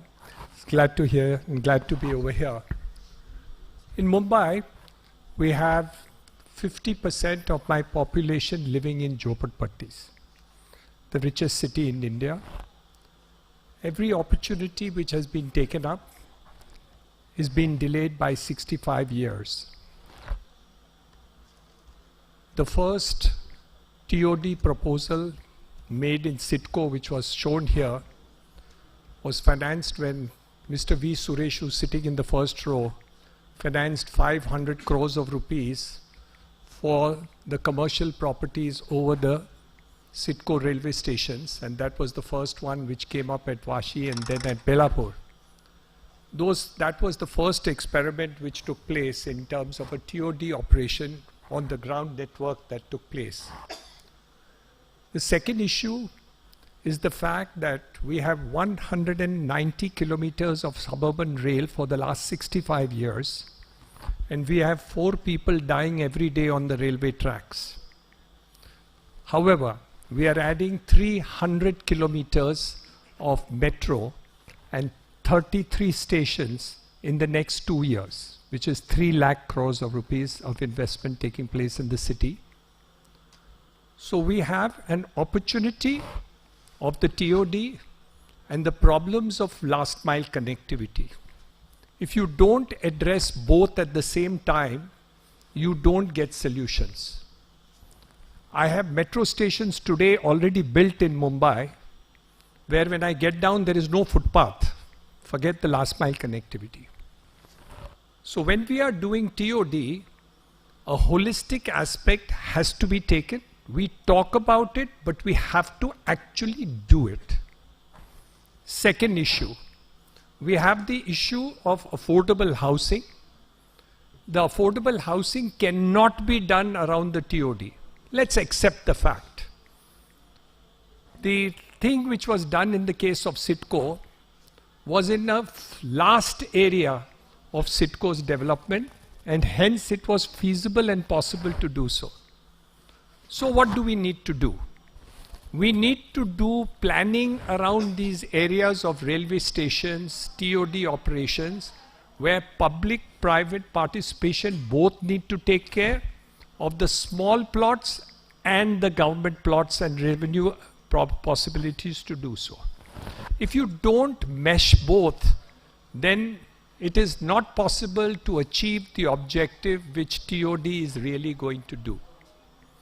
The next point important is the cost of development that we are going to go about. At this point of time, the pricing of the FSI which is being given by the governments in various areas is a challenge.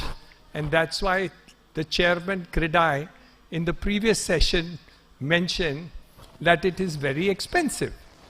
It is. Let's accept that. So the development of TOD areas has to be in such a manner that it takes care of the infrastructure cost and others. But at the same time, we need to look at the other part of the whole development which is going to take place. Instead of just going through the entire thing, I'm also mentioning that the reason why we need these TOD developments is because the Prime Minister has created a clear-cut direction idea that in the next 10 years, the amount of GDP growth in terms of the cities is going to grow exponentially. And hence, what we really need to do is to take care and see that the development is made in a holistic manner. So when you talk about major cities, whether it is Delhi or Mumbai, you have times where climatic change is really a challenge. And we are affected in the capital of India by the challenges of the environment. If you're not going to do this and you're going to cause further congestions that you're going to do without having the resolutions of climatic change, then we are jumping from frying pan into the fire. For the simple reason that you can't have further FSI increases in the TOD areas if you don't address the climatic change. What comes first?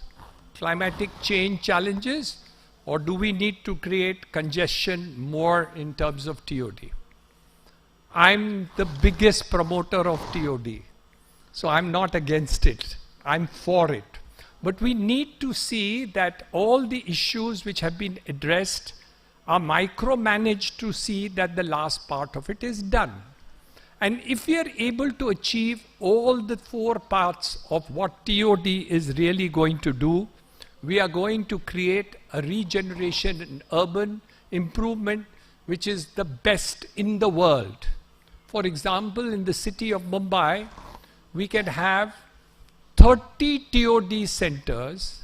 However, some of them will be large. For example, where the bullet train is coming in Thane or in Vasai, you will be able to create large TOD centers where large amount of empty lands are available. You will have smaller TOD centers which are there.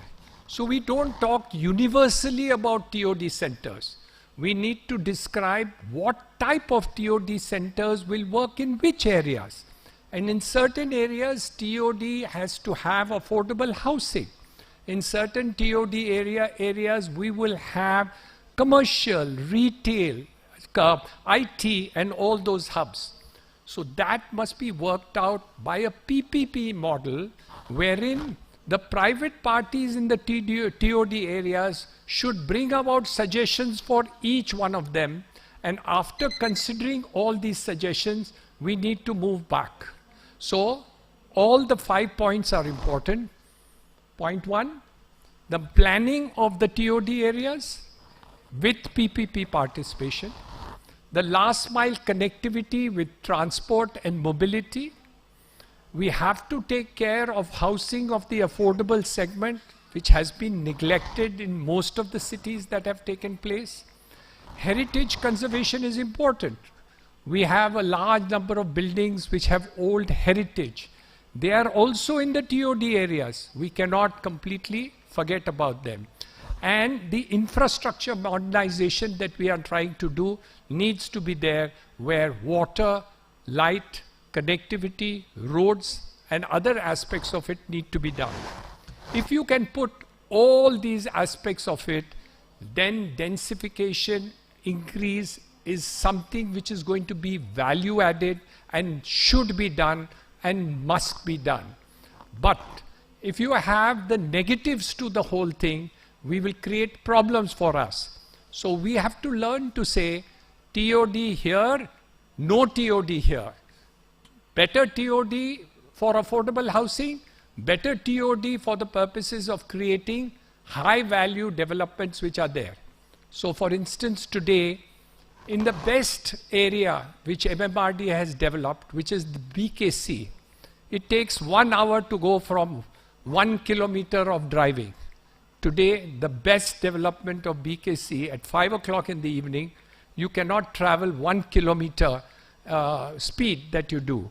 Now that is not acceptable. So we need to balance development of TOD with understanding that mobility has to be taken consideration. So any new idea that we do, if you take these 5 things into consideration, wow, this is the supreme best TOD that we have had, and we will have it and we should have it. But if you are going to have a problem of sustainability, which is a challenge, we should not do TOD in those areas. So we should know where we can do TOD, where we cannot do TOD, and second, where and how TOD is to be done should also be specified, rather than saying everywhere there are railway stations, do TOD. It is likely to go in the wrong manner. So I am the first believer of TOD. We have done a lot of that in terms of townships, which we have done. But I know the problems of that TOD, so you can't universalize this statement. Thank you very much. I have a problem. I need to be excused because I have to catch a flight and attend a wedding in Mumbai. So I pray to be excused, Madam Chairman, if you will permit me to go. Okay. Thank you very much. Thank you so much. Really, it was enriching. before you leave, can you take one question if you are, because we said 5:30, so if you don't mind. Yeah. Because people are here, if anybody having a burning question for him, otherwise I will. Yeah, please, just very quickly. Thanks for bringing the heritage angle to this entire thing. But since heritage is expensive in terms of conservation, how would you kind of... So for instance, let's say VT station in Mumbai. It's a station, so you can do TOD there, but you can't break down heritage. And you can't make buildings around it which will micromanage heritage. So somebody has to apply his mind and say, this is my heritage which I've had. I don't want this heritage to go. And hence the development around that should not be in front of the VT station, it's Chhatrapati Shivaji now, and you do it in the rest of it. So problems have solutions if you apply your mind to it. If you don't apply your mind to it and you say universally I can do 7 FSI in this particular case, and because I've done it in Mumbai Central and consumed 7 FSI, so can I use 7 FSI at VT, Chhatrapati Shivaji terminus? The answer is heritage should be seen. So when we say that, we have to balance things. Policies are good. It is the execution of policies which are bad in the country. All our ideas are good, but execution is bad. So if you don't write in the policy note that take care of heritage, take care of last mile connectivity, take care of sustainability, take care of this. If you don't write it, some madman in some city, in some place, will go and destroy something and create something which is a vertical slum. We don't want vertical slum. We don't mind vertical buildings. My son has built the second tallest residential tower in Dubai, which is 90-story tall. But there is sustainability 100%, and mobility, connectivity, everything is taken care of. We can do that in India also. But what we do is, we do this, but we forget all the rest of it. So we can't do that. What I call is balance. Thank you so much. We are told that any policy which is difficult to implement is also no good policy can be difficult to implement. Then it becomes a bad policy anyway. That's right. And also thanks for telling very candidly that no straitjacket approach would be good for the everything. Yeah. So I'll request the organizers to just felicitate him because he's leaving. My apologies for the disturbance. Thank you so much, sir. I now request ma'am to kindly present the memento to sir.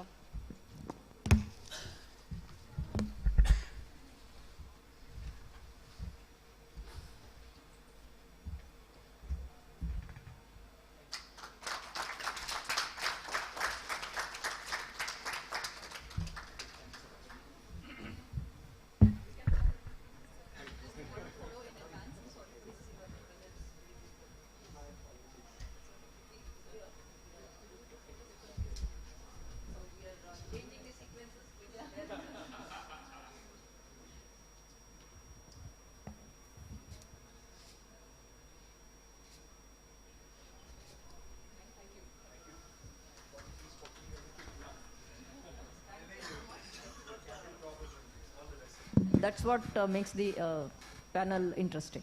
Yeah, thank you. And we have kept to our promise, left you before 5:30. Thank you. Now, taking this forward, without wasting time, can I request Mr. Oliver, lead transport specialist, to share his insights? Okay. Thank you so much. First, great to be with all of you. Thank you, Madam Chairwoman, for chairing this session. I will start by saying that the first time I worked on transit-oriented development in India was 10 years ago with MMRDA when they were conceptualizing their first draft TOD policy. And it's quite exciting to see how much progress has been made in between. I had the chance to live in Singapore, which is maybe the best TOD city to live in terms of concentrating job and housing and mass transit and bus transport in a way that is seamlessly integrated. So I will present a few thoughts and try to avoid repeating some of the things that have been said. But first, the TOD as an economic accelerator is absolutely undeniable in the context of India. We had numbers already that Madam Rohina mentioned earlier. 4,000 square kilometers of TOD opportunities in the next 10 years. This is absolutely massive. Massive in the sense that this is enough for 80 million people to be in sites that are highly livable, well-connected, dynamic, vibrant, right? So they can be really the engine of India moving forward. And you know, we had the discussion of, oh, should it be in greenfield area or brownfield area? Actually, TOD is really something that will take place in both, right? You have opportunities of dealing with the eastern MMR and developing that part, which is still greenfield, and other opportunities to develop along line 2 and 7, some of the station, right? So it's not one or the other, it's different characteristics. Now, when we look at cities that have done it for a long time, I like the picture on the left, which shows the intensity of activity in Tokyo, and you can see how all the activity, you know, is concentrated around the ring rail Yamanote line, and even more so where the ring rail Yamanote line connects to the radial rail line in Tokyo. Why is it important? Because when you plan the TODs, it means that naturally the order is going to be very high points of concentration and slightly lower points. So exactly as we were discussing now, it's not a uniform policy of FSI or 4 that will work, it's something that will be differentiated. We see on the other side a picture of Bangkok Central.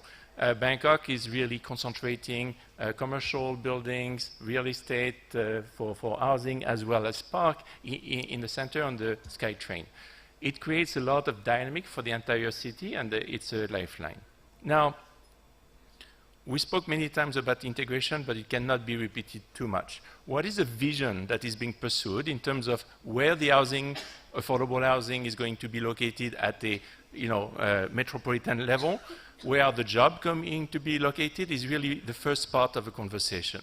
And then within a corridor, within the city, how do you create complementary use? So it could be that affordable housing is more in one station rather than distributed throughout the entire corridor, but altogether the corridor allows the city to vibrate.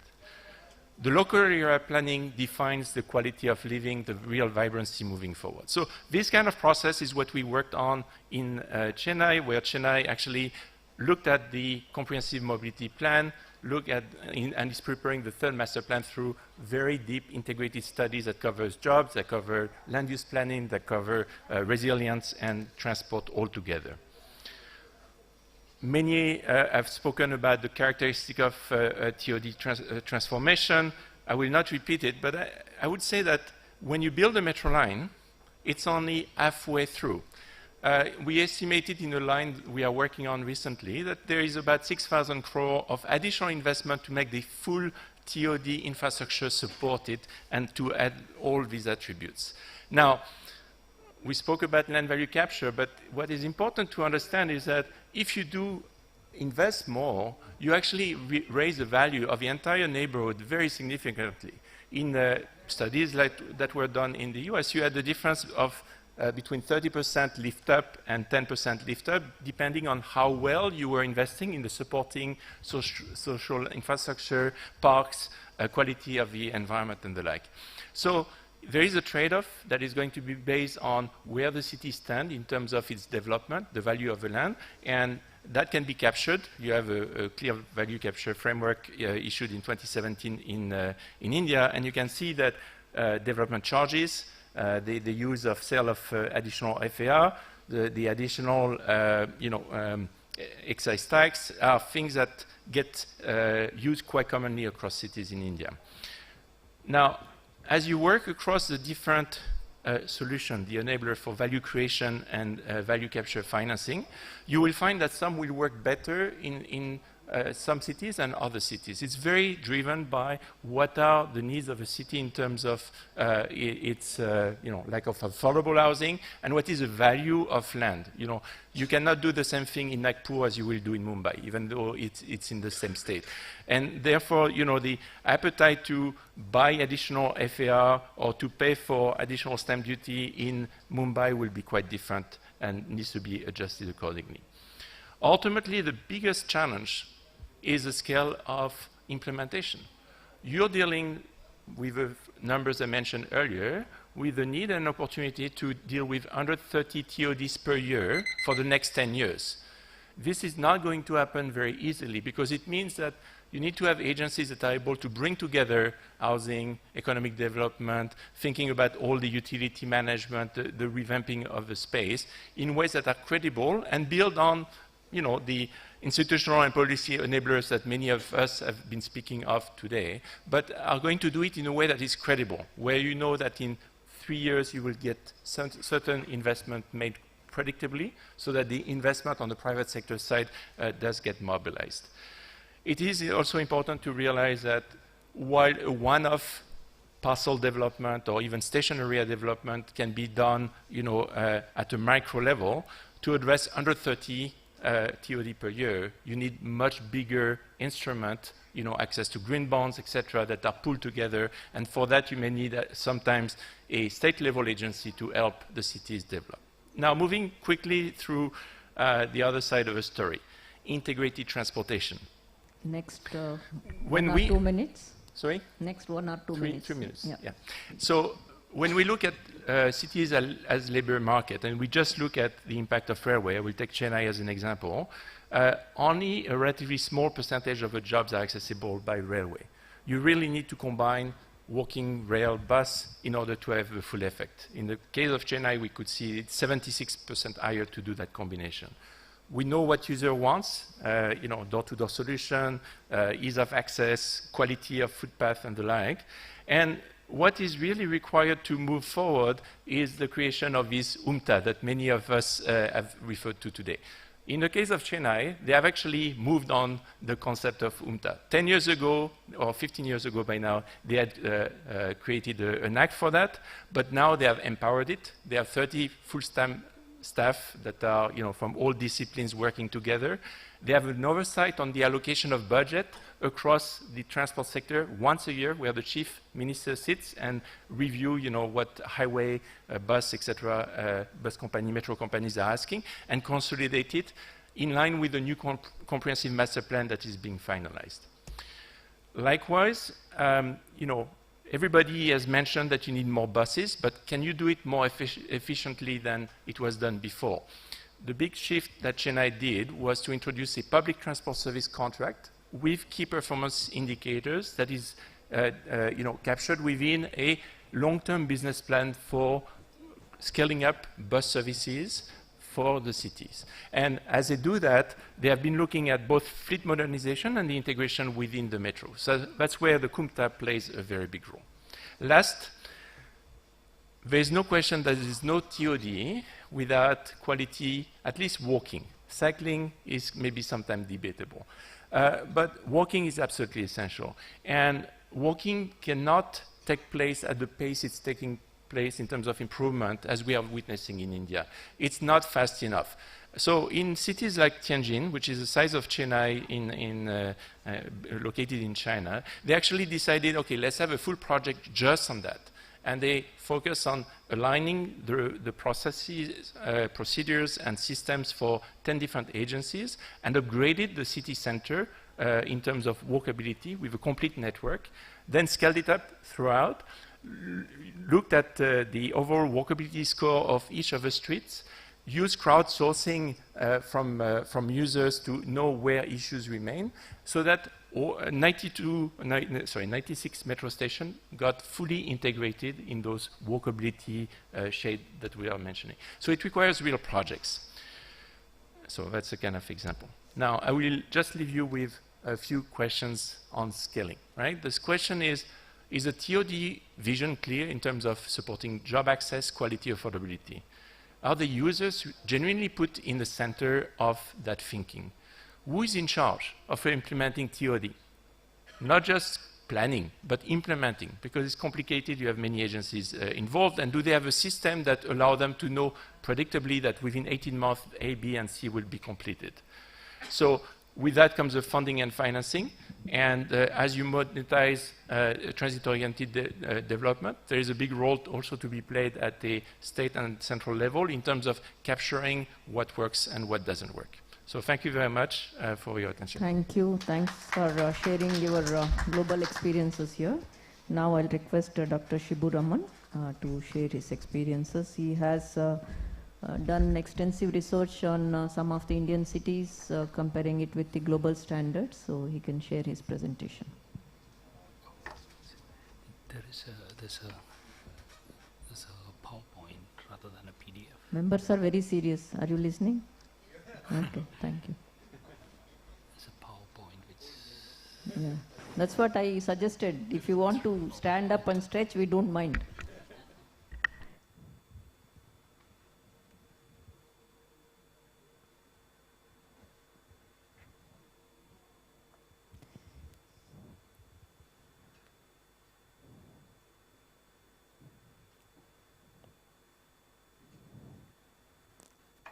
Technology. Yeah.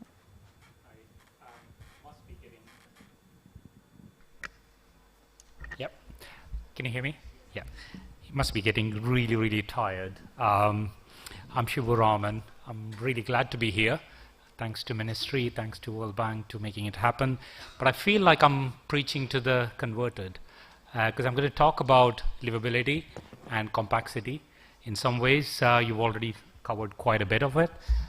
But there is some nagging things that kept coming in my mind. So I'm just going to go through some of those things, especially talking about where does this idea come from. You know, this was supposed to be an animation, but because it's a PDF, you can't see it. World's population, the entire urban population would be 3 times India's population. And if you put all of them together, the entire landmass that is required to cover the urban population would be, of the world, would be just the size of South Asia.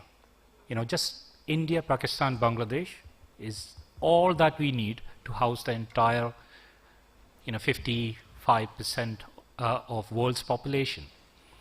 The remaining 47%, like 50% of the world landmass is covered by nature. 47% of the rest of habitat is rural. So cities are really, really important in terms of sustainable development, global sustainability. It really is a solution to kind of conserve land. On the other hand, it's also the problem because, like you can see in some of the slides, 70% of the global resources consumed within the cities. 70% of the global emission is coming from cities. So it's really important, and it's also a place of great disparity, social inequalities, and so on and so forth. So it's really important that cities are livable, they are competitive, they remain as the engines of global economy, but it has to be done to make sure that it is attractive, livable, and it can't be just a continuous urban sprawl that kind of create inhuman living conditions. Obviously, different models of cities have emerged since Industrial Revolution. Complexity is one of them. Transit-oriented development, which has been discussed today, is quite a thing within that. But what you would notice is that there are a lot of these urban models that's been proposed do talk about its relation to urban form. Urban forms such as size, shape, layout, density, transport network of a city. Because there seems to have a direct connection between that to quality of life and urban competitiveness. Many of these models of development proposes a compact, mixed-use, public transport-oriented, walkable, cyclable kind of cities, but it also demands for an equitable, socially just, environmentally just safe city that provides a healthy environment to live, that uses resources efficiently, and that's resilient to the climate challenges that we are facing today. I was kind of really pleased that I had the opportunity to work with some of the proponents of complexity. I worked with Mike Jenks for a number of years, Obviously there are a lot of claims that's made by the compact city, such as reduction in carbon emission, conservation of land, increasing proximity between live and work location, socially sustainable, that is producing cohesive a community which promotes a sense of belonging and access. These are some of the slides that I'll really quickly run through, which kind of compare the compact city against spread city. So this would, compact city would be more cost effective in terms of infrastructure in long term, would be cheaper in terms of a long term investment. Compact city would be a more walkable city that promotes social interaction, community cohesion, sense of community, provides a socially just city to live against a gated development that is often seen in spread city. Environmentally, it'll use the land more better, conserve nature, and promote public transport, walkable places, and so on and so forth. This has made its way into many of the kind of policies across the world, particularly in Europe. You can see that many of these urban policies in Europe promotes compact development, but there's also continuous investment in terms of research and development of these idea in Europe, which is not quite regular in other places where it's trying to implement. I was also kind of honored to be contributing to the OECD compact city policies that was published in 2012. So there is quite a lot of work that's been done. There's a lot of funding that is being provided in understanding the kind of nuances of compact city and the kind of issues that has come up in today's discussion, such as affordable homes and so on and so forth. So some of the kind of stuff in UK in particular has implemented compact city policy through its PPG3, which is the Transport Planning Guidance 13, provides promotes a dense mixed-use development, improving public transport and so on and so forth. The issues that is coming up in that is that the density that they are promoting is still very low, which I found out through my PhD. The high cost of public transport, which often discourages people from using public transport to start with. Lack of innovation and creativity in identifying new models of living and promoting walkable environment, and a better buy-in from the local authority, even though they are kind of wanting all the local authority to kind of promote compact development, but the buy-ins are still quite low. The positives are the way that it's implemented is still very context sensitive, enhancing existing patterns of urban, or at least incorporate existing patterns of urbanization rather than a never-ending sprawl that has been, or a kind of new town models that's been promoted in other places, like especially like in a place like China, where you wipe the slate clean and start new, which kind of destroys a heritage to nature, to all kind of things, like flatten the whole mountain terrain over 3 months' time is the kind of model of development. I was in China for 4 years. I know this in and out. I was a director of architecture school in Nottingham campus in China. Next couple of minutes. Yeah. UK, on the other hand, do not have a TOD policy in particular, but it is again kind of incorporated within the PPG3 planning document. The issues of transit-oriented development in particular, like you said, is displacement, gentrification, which need to be tackled quite sensitively. Lack of affordable homes, that's been come up quite often. The community engagement, like how people are accepting these future models of development within local community. And still many of the master plans are prioritizing cars over pedestrians. Like, cities should be built for people, not for cars. Come on. I mean, what age are we living in? Because of this, there's still barriers in terms of policy. Like in India, there's many barriers which have come through in Parliamentary Act and so on and so forth, which often become barriers for the future development. So I want to kind of touch on one or two of these models of models that's been implemented, like the Oxford-Cambridge ARC is probably well known. It's a regional planning example. It's developed for sustainable economic development, growth. to promote better quality of life. The vision is to create a proactive place in the a productive place in the world that is leveraged by existing strength in science and technology within that region. So you've got many famous universities and colleges in within that arc. A lot of investment possibility, but they are starting with significant investment in infrastructure. The government is putting in a significant amount of money into housing, for example, 500 million, and in developing the transit corridors within that within that quickly arc. wind it up? I know that the lecture Yeah. is loud speaking, so but still, yeah. Yes, we'll be finishing. And there are other kind of models such as the 20-minute city that's been taking shape in UK. And I'll quickly run through these. So the kind of issues that I find in my studies in India is while the transit-oriented development and these corridor kind of thing are often seen like a parachuted project into many of the existing urban fabrics. We studied these cities in a lot of detail. This is a network analysis of those cities, like using space syntax. And where you're seeing very dark colored, like bright red colored line is the place which has got the highest connectivity or highest potential movement. And as you can see, many of those movements, especially like in Kochi and in Calicut, those movements have shifted from the historic core of the city towards the edges, which is where all the new investment is going. So it's dragging the investment from the city center to the edge, creating new challenges in transport. And you'd really need to understand this, the patterns of growth within the city with its local kind of characteristics in a much more detail before you start kind of implementing successful models that are parachuted in from west or other places.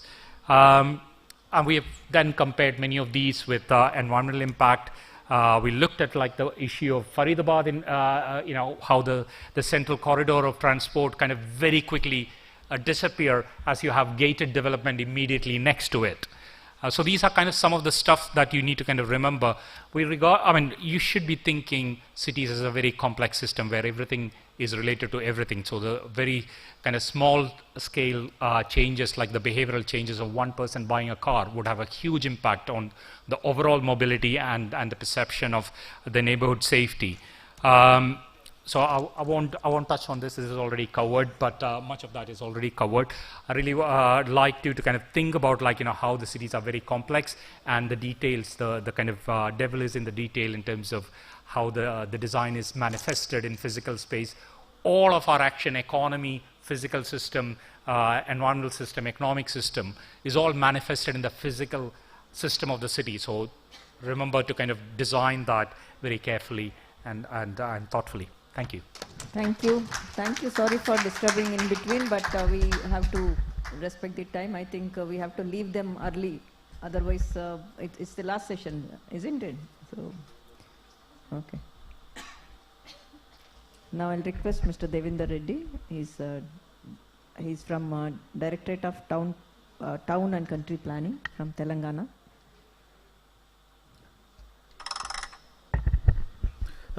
Good evening, everyone. I think I am the last speaker, so it will be very difficult for me. But anyway, I will be very brief and I'll try to complete it within 4-5 minutes. The regional planning side, we will be talking more from the Telangana perspective. So Telangana is a new state, is a youngest state. As you know, it was formed in the year 2014, but it's very progressive state.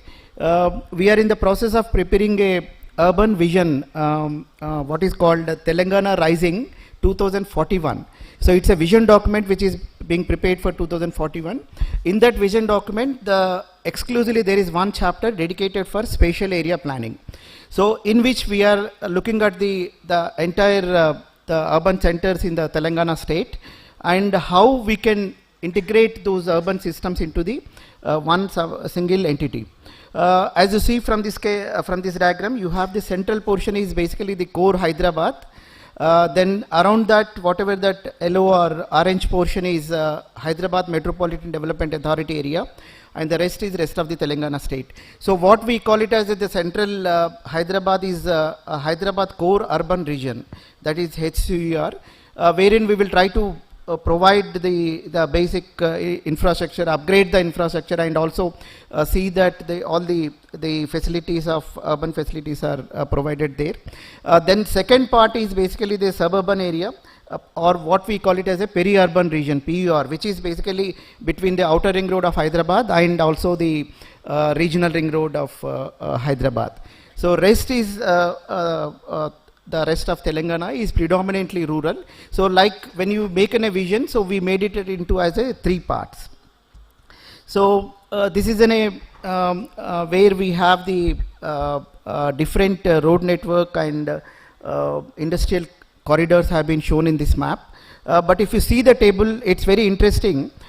You have 161 ULBs in the state. So out of that, 90% of the ULBs can reach to the Hyderabad, so within 1.5 hours. So the Hyderabad is the growth center for entire Telangana state. So how we can capitalize that? That is an opportunity for us, because since any corner of the state we can reach to the capital city for 2 hours. So we can use it for 2 purposes. One is for the decongestion of Hyderabad, and also to create the new economic clusters in those areas which is outside Hyderabad. So in continuation of this one, what we did is that we have identified 8 clusters, so which are inner and Hyderabad, so which will be basically have got some economic potential, wherein we can a lot of investments can come into that particular place, and also that how we can integrate these things to the Hyderabad. So that we will put it in the next slide. So here what we are going to do is that we are going to connect these whatever these industrial clusters with Hyderabad with the proposed regional rapid transport systems. So this is the vision for 2047. So at the regional planning. So whatever these clusters which we are talking about, in terms of the TOD, so it can be a TOD centers at the regional level. It may not be at the state level, but city level, but it will be at the state level. So coming to the TOD part, I think this is the regional planning which we have talked about. So TOD we will be confining to the Hyderabad metropolitan area. So we have notified 8 corridors. So most of them are metro corridors. So 300 meters on both sides of the metro corridors has been designated as a influence zone, and since in Hyderabad we don't have an FSI limit as such, so we will be using the multiple mixed use activities being allowed in these 300 meters, and also certain incentives were given in the form of TDR. But at the same time, we will be collecting the impact fee for the developments which will be coming under this, so which will be used for these urban transport projects. So we have an UMTA here in Hyderabad, the Unified Metropolitan Transport Authority, Hyderabad the Unified Metropolitan Transport Authority, which functions under HMDA. So they have taken up some projects. So I'll discuss about only one project, which is about Secunderabad railway station. So this is a very interesting place where we have the Hyderabad's major railway station is there. Then you have the metro 2 lines coming and confluencing at that particular point. So we have the MMTS, that is Metro Rail, Suburban Rail. Then we have the metro. Then we also have the bus terminal there. So these are the 3 major important public transport systems confluencing at one point. So how we can integrate this multimodal integration part? So we have 2 parts. One is connectivity part. The other one is the pedestrian features. So these 2 we have added in this project. Coming to the, this is a proposal which is still in the pilot stage. We are also doing the personal rapid transit system. This is on a pilot project we are taking up in a IT sector. So wherein these PRTs will act as a transport or last mile connectivity to the particular system. So last is this, this is an a last mile connectivity and an example which we will be giving it. Raidurg Metro Broadwalk, which is Raidurg is a metro station name. So it is surrounded by the high-tech city, wherein you have a lot of IT space buildings, which has been developed by Raheja Mindspace Park. So what they have done is that they have a Broadwalk has been constructed. They have proposed 2.2 kilometers. I think 1.1 is already in operation. Other one is in progress. So daily around 15,000 to 18,000 commuters they are using it. This particular Broadwalk. It connects basically a lot of office complexes which are located in the Mindspace area to the metro station. The approximate cost also we have given 5 lakhs per running meter. So this is my last slide, but before ending it, I'll just show one small video of this particular Broadwalk.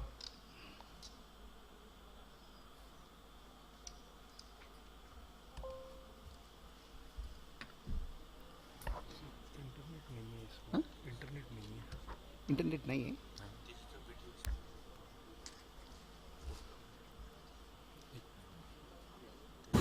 Mindspace Hyderabad, located in the high-tech city area of Madhapur, is a prominent IT and commercial hub in Hyderabad. It is very close to the Raidurg metro station and high-tech city railway station. Boardwalk at Mindspace Hyderabad, often referred to as the Skywalk Mindspace, is a beautifully designed elevated pedestrian pathway located in the heart of the Raheja Mindspace IT Park in high-tech city Madhapur. It's not just a functional walkway. It's a scenic and relaxing space that blends urban infrastructure with nature and art. It is open for 24 hours, all days of the week. It's designed for safe and comfortable pedestrian movement across the tech park. It offers spectacular views of Hyderabad's skyline, especially stunning at night when the area is lit up. The walkway is surrounded by trees, modern infrastructure, and artistic installations, making it a favorite spot for casual strolls and relaxation. It's a popular place among employees and visitors for unwinding after work or during breaks. There was a need of this boardwalk for various reasons. Number 1, safe pedestrian connectivity. The boardwalk at Mindspace Hyderabad was developed with several strategic and practical goals in mind. The boardwalk connects Raidurg metro station to various buildings within the Mindspace Madhapur IT campus. Number 2, decongesting traffic. By encouraging walking and reducing dependence on autos, cabs, and private vehicles for last-mile connectivity, the Skywalk helps ease traffic congestion. Number 3, inclusive urban design. The Skywalk includes ramp, staircases, escalators, and lifts. जैसे traffic ज़्यादा रहता है, जैसे आदमी कोई job में आते जाते हैं, उसके लिए आने जाने के लिए ये सेटअप बोर्ड ठीक है, ट्रैफिक का कोई प्रॉब्लम नहीं है. Thank you so much. Yeah, I think it's good. So you're staying away from the traffic. It gives you some good, view of all these buildings as well, and also it feels nice to get some cool breeze when you keep walking, get to see all of this. Yeah, it feels good, and also good for your legs as well, right? We keep working all through the day sitting at our desk, so it's pretty good. It helps me to skip the traffic and all. So I come from a long way. I board my metro at Tarnagar, and it's a long way journey for me. This will be very useful. I mean, I like to walk sometimes to the office. We have cab facility to go from metro to office. But today I chose to walk because I wanted to walk and I wanted to explore the sky. Hi, I'm Nagaraj. I'm the complex head of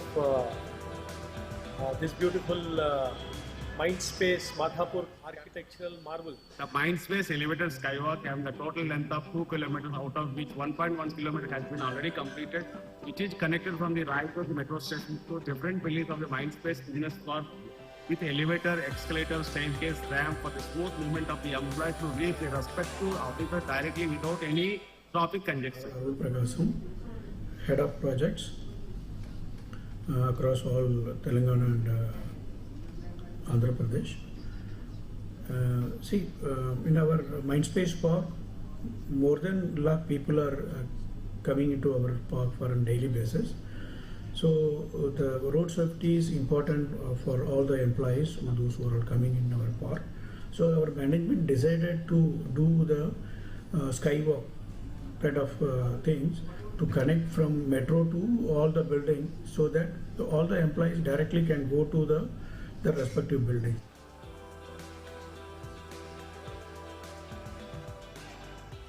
Thank you. Thank you so much. So now, very quickly, 2 questions. But if any delay after this would be the responsibility of the people who are asking the questions. Yeah, please. You want mic?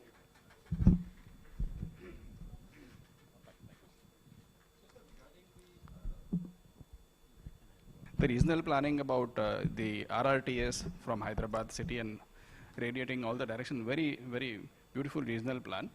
But is there a feasibility study being done, sir, about how much it will cost if the cost is...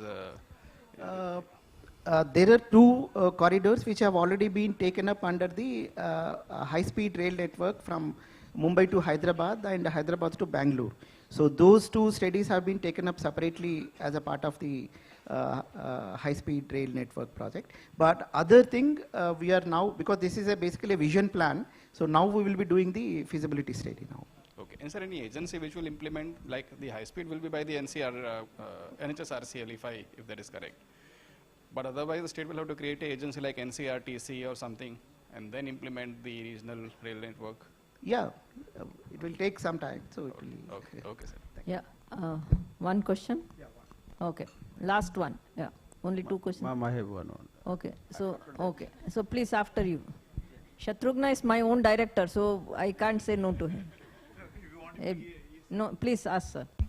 My question I want to ask Gerard, at what point of time transit-oriented is all new things which has come into the sector? Because cities are growing at different points of time. You prepare master plans for development with the type of visions, with densification, urban design, etc. At what point of time is it when the whole growth is already taking place, all new transportation network and these corridors of urban mobility? Is it the urban mobility, new things of metro that is really triggering the TOD coming up, or as a larger plan covering both roads as well as the rail plus other mobility one? When it will come? Because my point is all an afterthought coming. The TOD is never has been a process of a natural city development. Never. It has never happened. We are about 70, 80 years after independence, but TOD is now talked about only in the last around few years time period. When already things already happened, we are thinking what needs to be done. And my biggest worry is that if you want to do the development, one point which Niranjan also said and all said is the infrastructure required. The water line, the gas line, the sewer line. When such high density development suddenly comes in a TOD, how will you put those particularly which is then only for the normal development? Also in higher FSA also is being planned for the TOD. Thank you. I'll also take the question. Please tell, then Yes, they can answer. So thank you, ma'am. Thanks for this nice and brilliant session. In fact, my question relates to the socio-economic perspective of all these developments we are talking about. So this question is targeted jointly to Dr. Raman and Mr. Gerald. So while talking of the development, and TOD and others, so what are the global best practices regarding the displaced persons? So how do you resettle them? Because we should develop together. As we say, Viksit Bharat, Sabka Saath, Sabka Vikas. So what my specific query regarding the displaced persons, is there any global best practices, how we resettle them? Because as you know, in the second session, we are talking about Japan. So the land prices suddenly shoot off because these LIG or EWS people, they cannot afford a nice in this developed area. So this is more from the humanitarian point of view that I am asking.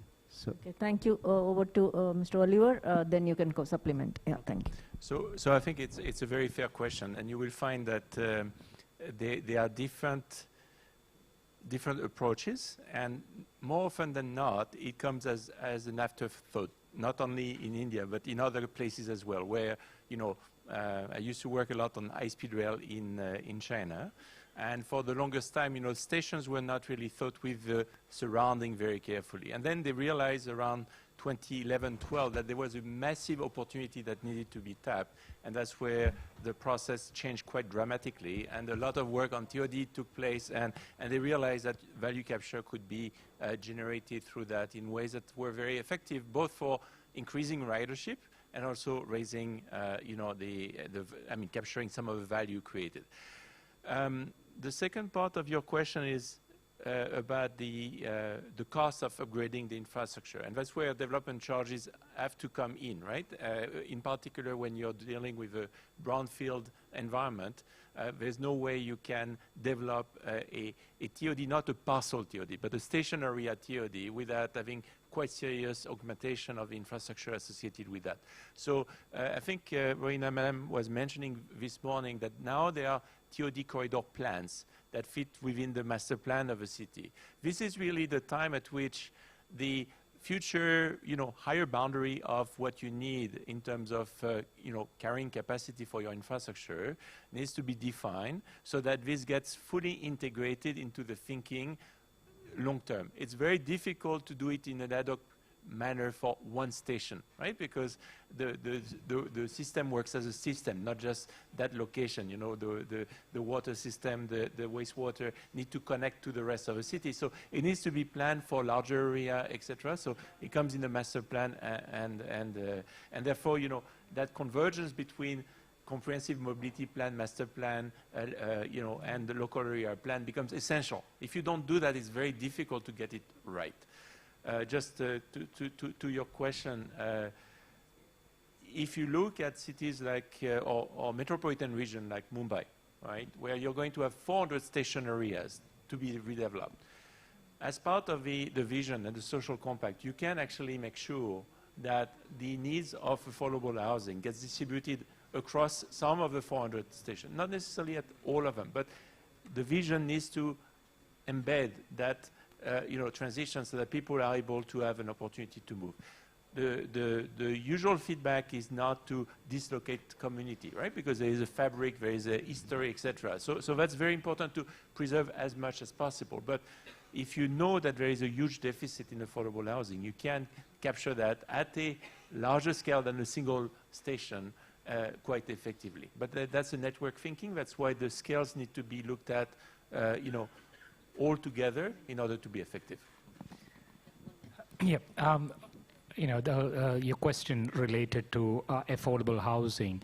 I think I'm going to take a different kind of line to what I've heard previously. Displacement is a serious issue in someone's personal life. And what happened in UK during Thatcher's era, where all the social housing were sold.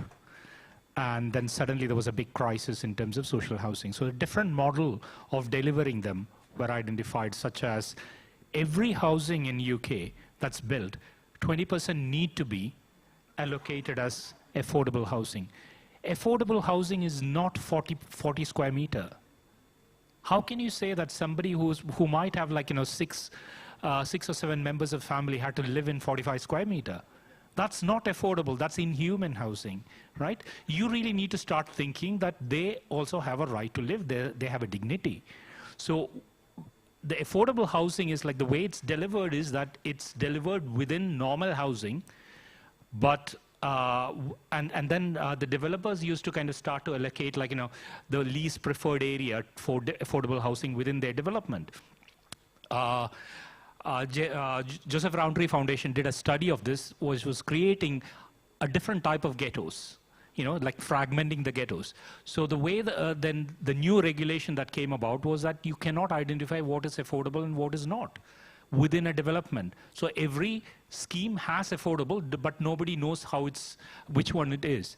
And it's delivered as part of part ownership schemes and 5% interest in terms of mortgage, etc. Instead of government building the housing, there's different models being proposed.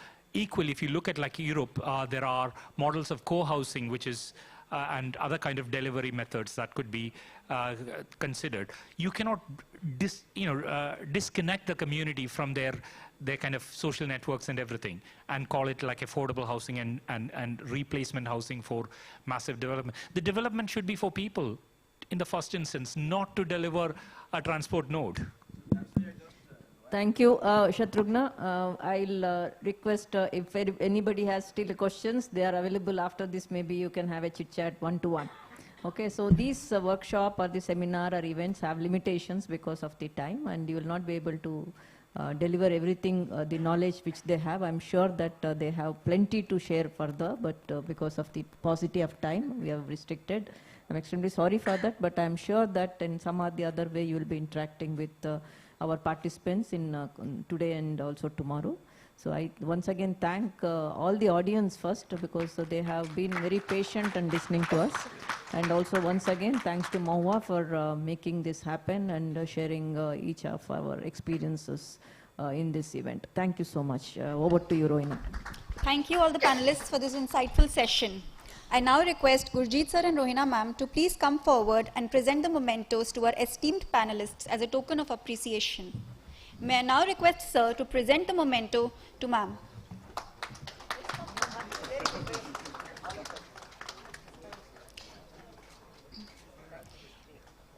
May I now request ma'am to kindly present the memento to Mr. Olivier.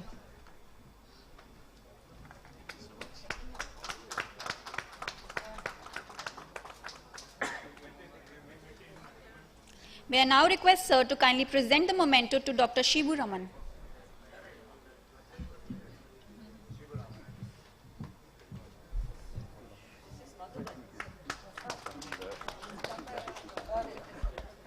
May I now request ma'am to kindly present the memento to Shri Devendra Reddy.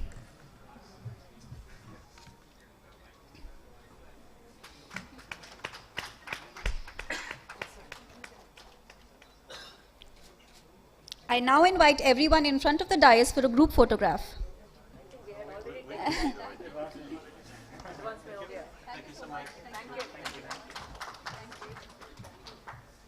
To conclude the session, I would now request Shri Gurjeet Singh Dhillon, Director, Ministry of Housing and Urban Affairs, for the closing remarks. Rohina जी ने बहुत मेहनत की है and let us give her a huge round of applause. पिछले 15 दिनों से ये तैयारी कर रहे थे और साथ में रितेश हैं, हाथ खड़ा कर दो रितेश, और किशोर अगर हैं तो या तो दोनों टीम मेंबर्स का मैं सुन रहा था, वो किशोर बोरे, तो इन लोगों ने बहुत मेहनत की है, तो इनके लिए बहुत बहुत धन्यवाद और इनके लिए तालियां. और टुमारो मॉर्निंग 9:30 से ब्रेकआउट सेशन स्टार्ट हो जाएंगे, उसके बाद 11:45 से मिनिस्टर सर आ जाएंगे, उसके बाद में 2:30 तक हमारा प्रोग्राम होगा. So once again, thanks to all panelists and all audience for patient hearing, for panelists to deliver wonderful, share their experience. Thank you all. Bye.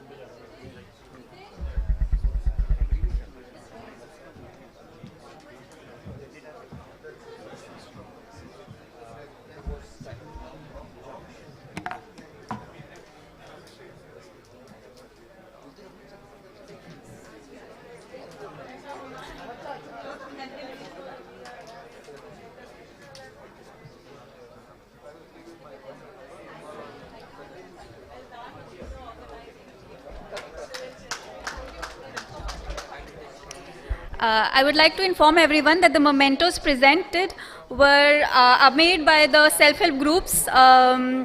So this is a token to celebrate them.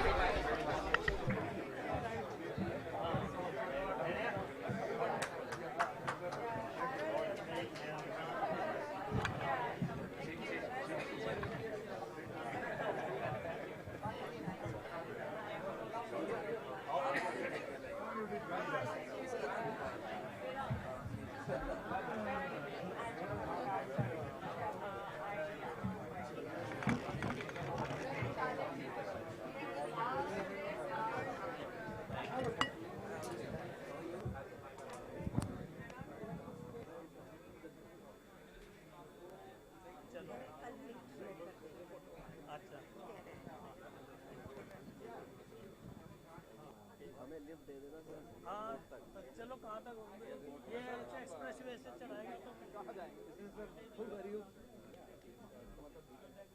हमारे पास मेरे पास okay